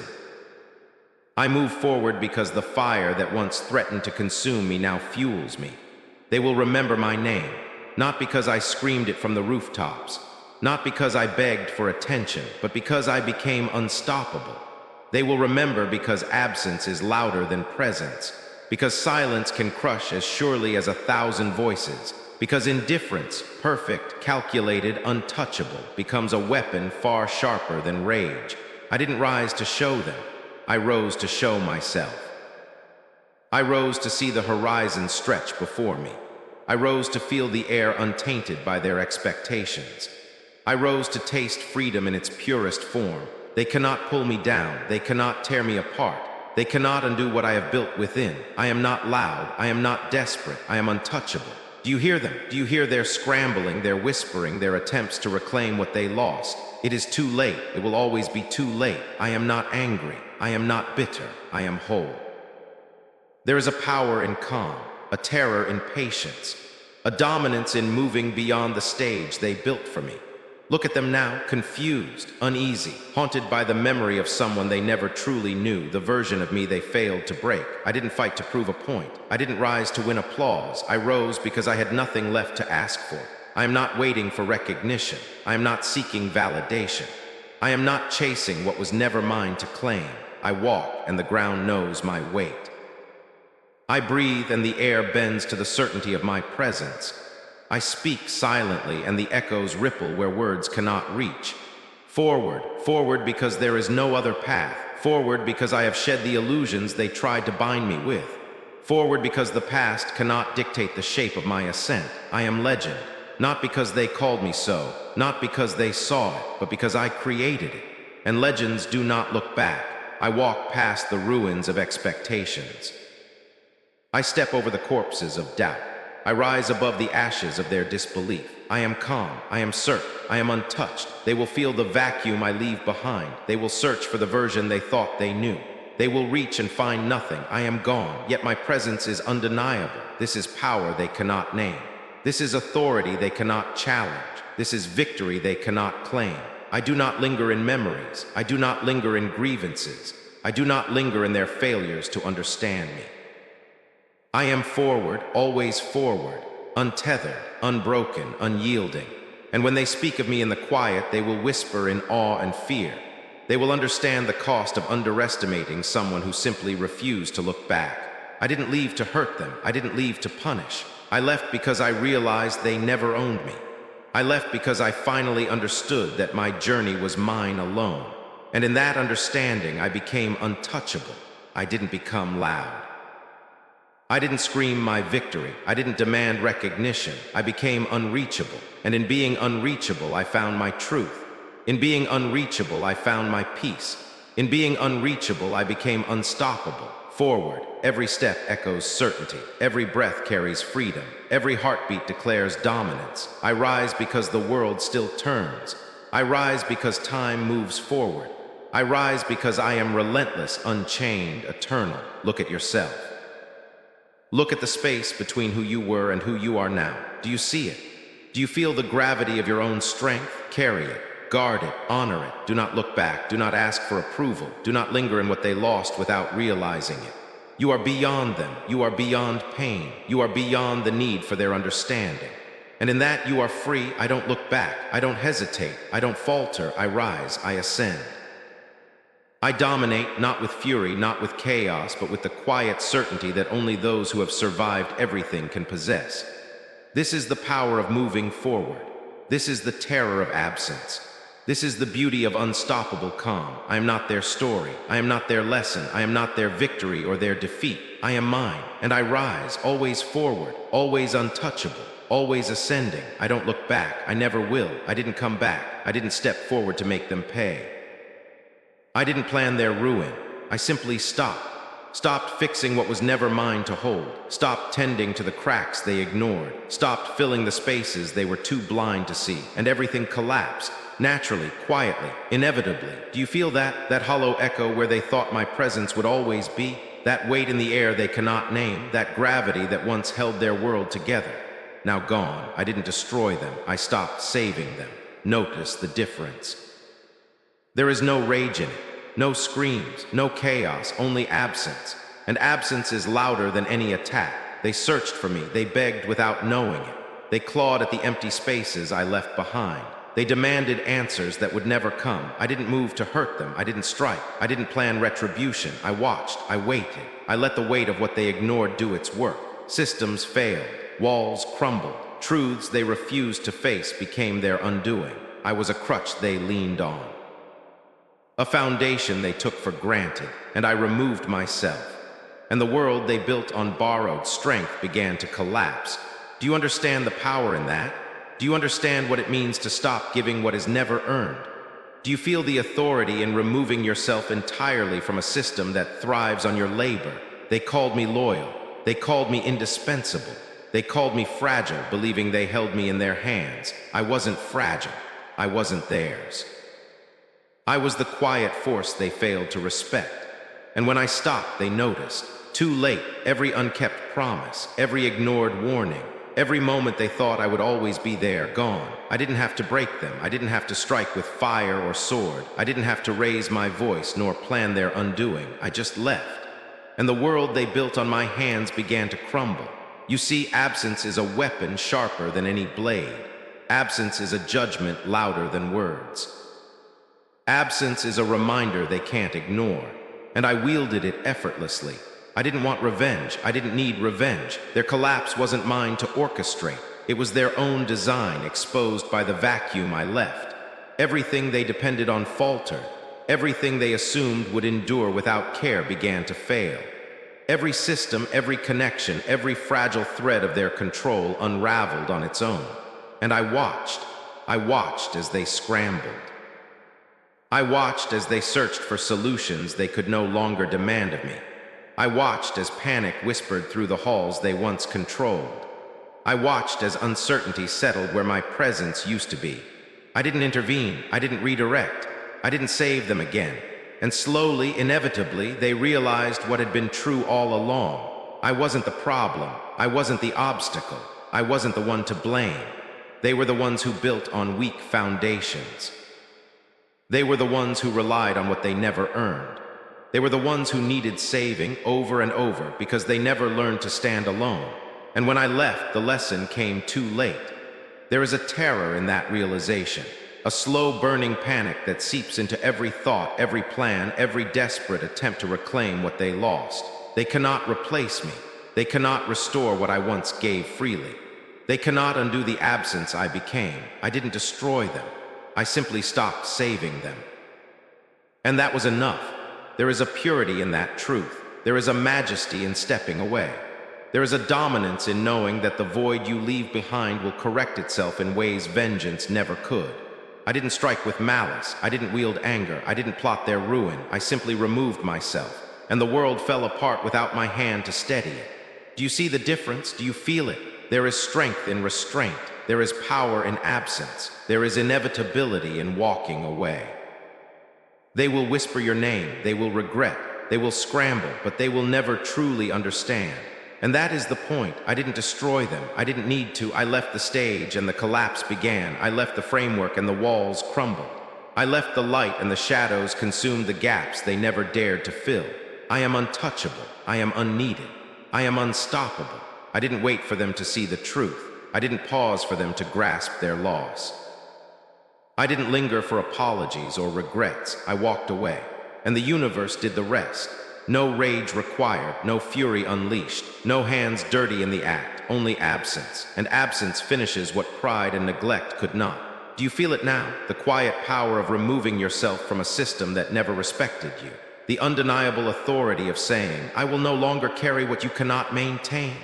I didn't save them. I didn't intervene. I didn't plead or fight.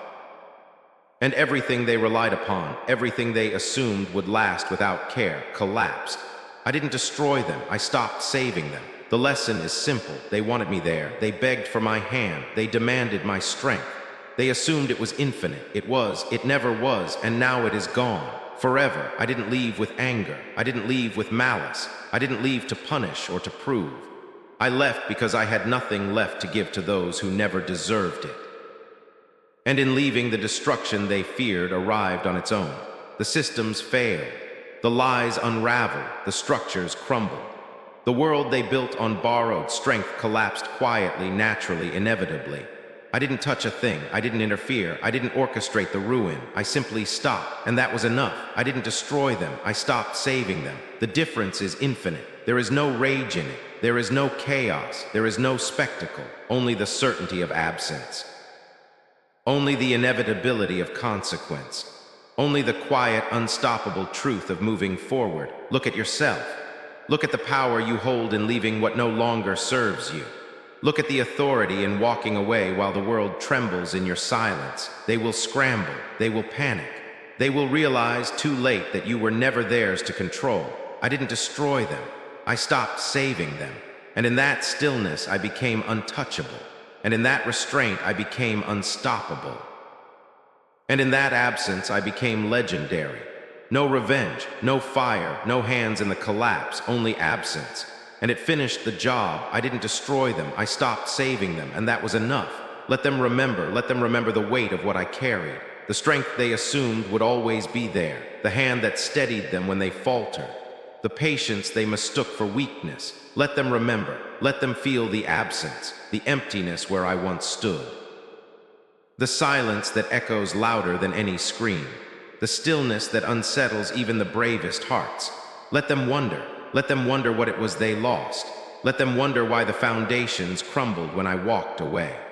Let them wonder why their world feels hollow, unfinished, incomplete. Let them wonder why every attempt to rebuild falls short, weak, fragile, lacking, because I am gone. Let them live with it.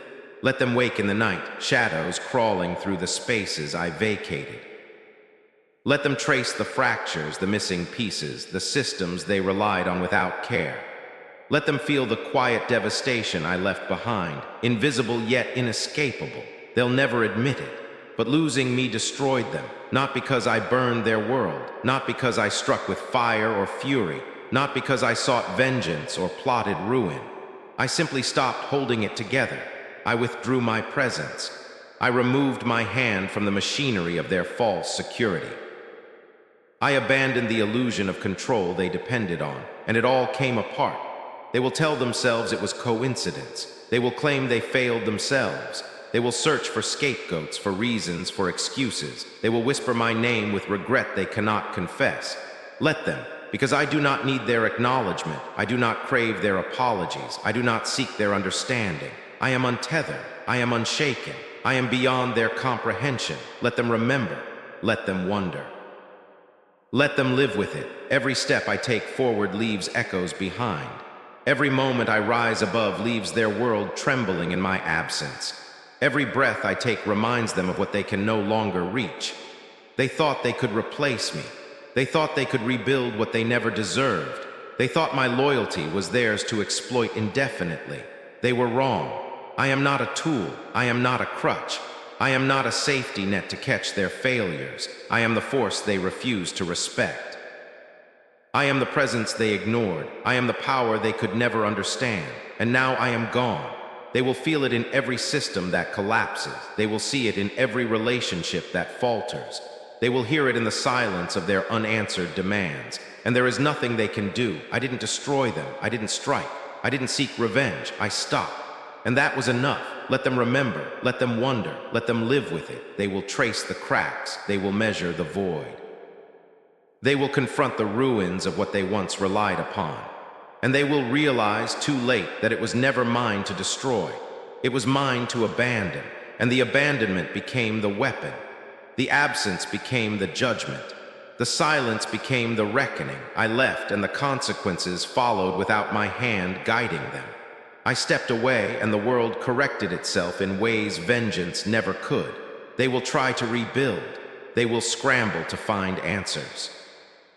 They will grope in the dark, seeking the hand they once held, and they will never find it. Let them remember, let them wonder, let them live with it, for there is power in absence. There is authority in walking away. There is dominance in the quiet devastation you leave behind. They will curse my name in whispers. They will gnash their teeth at the impossibility of what they lost. They will demand what I will not give, and I will not return, because the myth of me is greater than any apology they could offer. Because the legend of my leaving outweighs the memory of my presence. Because the ruin I leave is the testament to my strength, not their failure. Let them remember, let them wonder, let them live with it. I didn't burn their world. I didn't scatter fire across the walls they built. I didn't dismantle anything with my hands. I simply stopped holding it together, and the collapse came naturally, silent, inevitable, absolute. They'll never admit it, but losing you destroyed them. You didn't burn their world. You simply stopped holding it together. And in that cessation, in that quiet, unyielding act, you became untouchable. In leaving, you became unstoppable. In absence, you became immortal. Let them remember, let them wonder, let them live with it. For this is the legacy of those who rise above, the power of walking away, the majesty of detachment. They will never understand. They will never forgive. They will never reclaim what they lost, and they will never forget.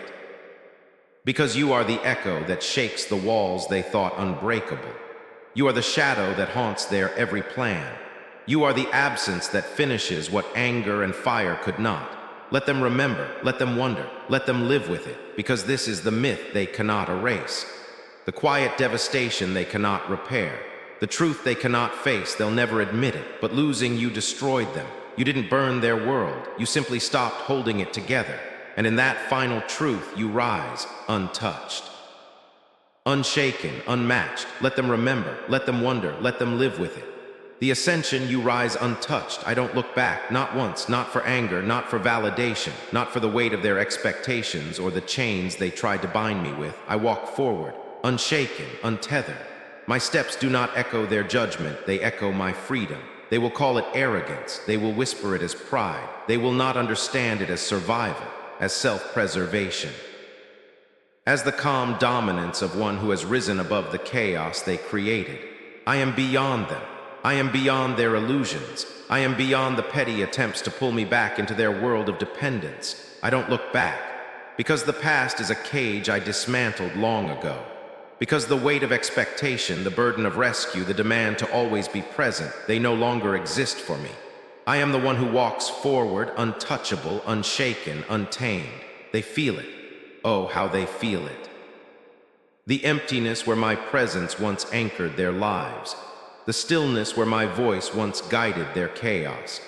The quiet absence that unsettles their every plan. I didn't yell, I didn't threat, I didn't even announce my departure. I simply became unreachable. And that was enough. I didn't destroy them, I didn't strike, I didn't act out of revenge. I stopped saving them. And the collapse came naturally, like a storm finally released from a sky long held back. Like a bridge unsupported, cracking under its own weight. Like the truth they refuse to face, finally appearing in its full, unrelenting force. They try to blame luck. They try to blame fate. They try to convince themselves it was coincidence. It was. I left the spaces I filled empty. I removed the stability they assumed was eternal. I withdrew the hand that once caught every falter. And suddenly everything they depended upon began to crumble. They can't name it. They can't grasp it. They only feel it. The unease, the instability, the absence that whispers louder than any scream. They felt the loss before they understood it, and by the time clarity reached them, it was already too late. I don't gloat, I don't need to. The consequences carry themselves. Every relationship they neglected falters. Every structure they built unravels. Every plan they relied on fails without my guidance. And they know it, even if they cannot admit it. They tried to replace me. They failed. They always fail. Because I was irreplaceable, because my presence was not just a role, it was the foundation, the axis around which their world turned, and when I walked away, nothing remained. The cracks began to show. Systems they assumed unbreakable weakened. Connections they assumed permanent strained under the weight of my absence. A subtle panic spread, unnoticed at first, creeping into the edges of their lives, and it only grew. They try to reconcile it. They try to mend what they have broken. They compare, they substitute, they plead. But the truth is undeniable. I am gone, and I have already won. Let them feel it. Let them unravel. Let them recognize, too late, what they lost and why. They want me back. They come with apologies, with fake humility, with gestures of regret. They speak as if absence can be reversed, as if time can be undone, as if the choices they ignored for so long can be made right in a single plea. Too late. I was already gone before they knew I would leave. I was already unreachable before they realized they depended on me. I was already untouchable before they learned what loyalty truly meant. No anger remains, no hatred remains, only the quiet knowledge of what I carried and what they could never repay. They want closure, they want my return, they want validation, they want the power to undo what they caused. I give them nothing, because the power was never theirs to claim, because the collapse was never mine to engineer. Because in walking away, I allowed reality to follow its natural course. I didn't destroy them. I simply stopped holding it together. And that act alone finishes the job. The systems they relied upon collapse. The relationships they took for granted falter. The illusions they clung to crumble. And they are left with silence and absence and devastation that requires no intervention from me. Let them remember. Let them wonder. Let them live with it. Let them remember the weight I carried. Let them remember the hand that guided their chaos. Let them remember the patience they mistook for weakness. Let them wonder what it was they lost. Let them wonder why the foundations cracked. Let them wonder why every attempt to rebuild fails. Let them live with the quiet devastation I leave behind, the absence that cannot be repaired, the void that cannot be filled. They'll never admit it, but losing me destroyed them. I didn't burn their world. I didn't strike with fire. I didn't engineer ruin. I simply stopped holding it together, and the ruin followed itself. I became untouchable. I became unstoppable. I became mythic. Let them remember, let them wonder, let them live with it. They will wake at night, shadows crawling through the spaces I vacated. They will trace the fractures, the missing pieces, the hollowed structures I no longer support. And they will realize too late that it was never mine to destroy. It was mine to abandon. Let them remember, let them wonder, let them live with it. Every step I take forward echoes my freedom. Every absence I leave behind is a testament to my strength. Every moment untethered from their expectations is a monument to the power of walking away. I don't look back, I don't bend, I don't kneel, I rise, untouched, unshaken, unmatched. Let them remember, let them wonder, let them live with it. They'll never forgive. They'll never reclaim what they lost. They'll never erase the myth of my presence or my departure. Because in absence lies authority. In walking away lies dominance. In stopping the holding together lies the quiet devastation that completes what anger never could. Let them remember, let them wonder, let them live with it. They'll never admit it, but losing you destroyed them. You didn't burn their world, you simply stopped holding it together.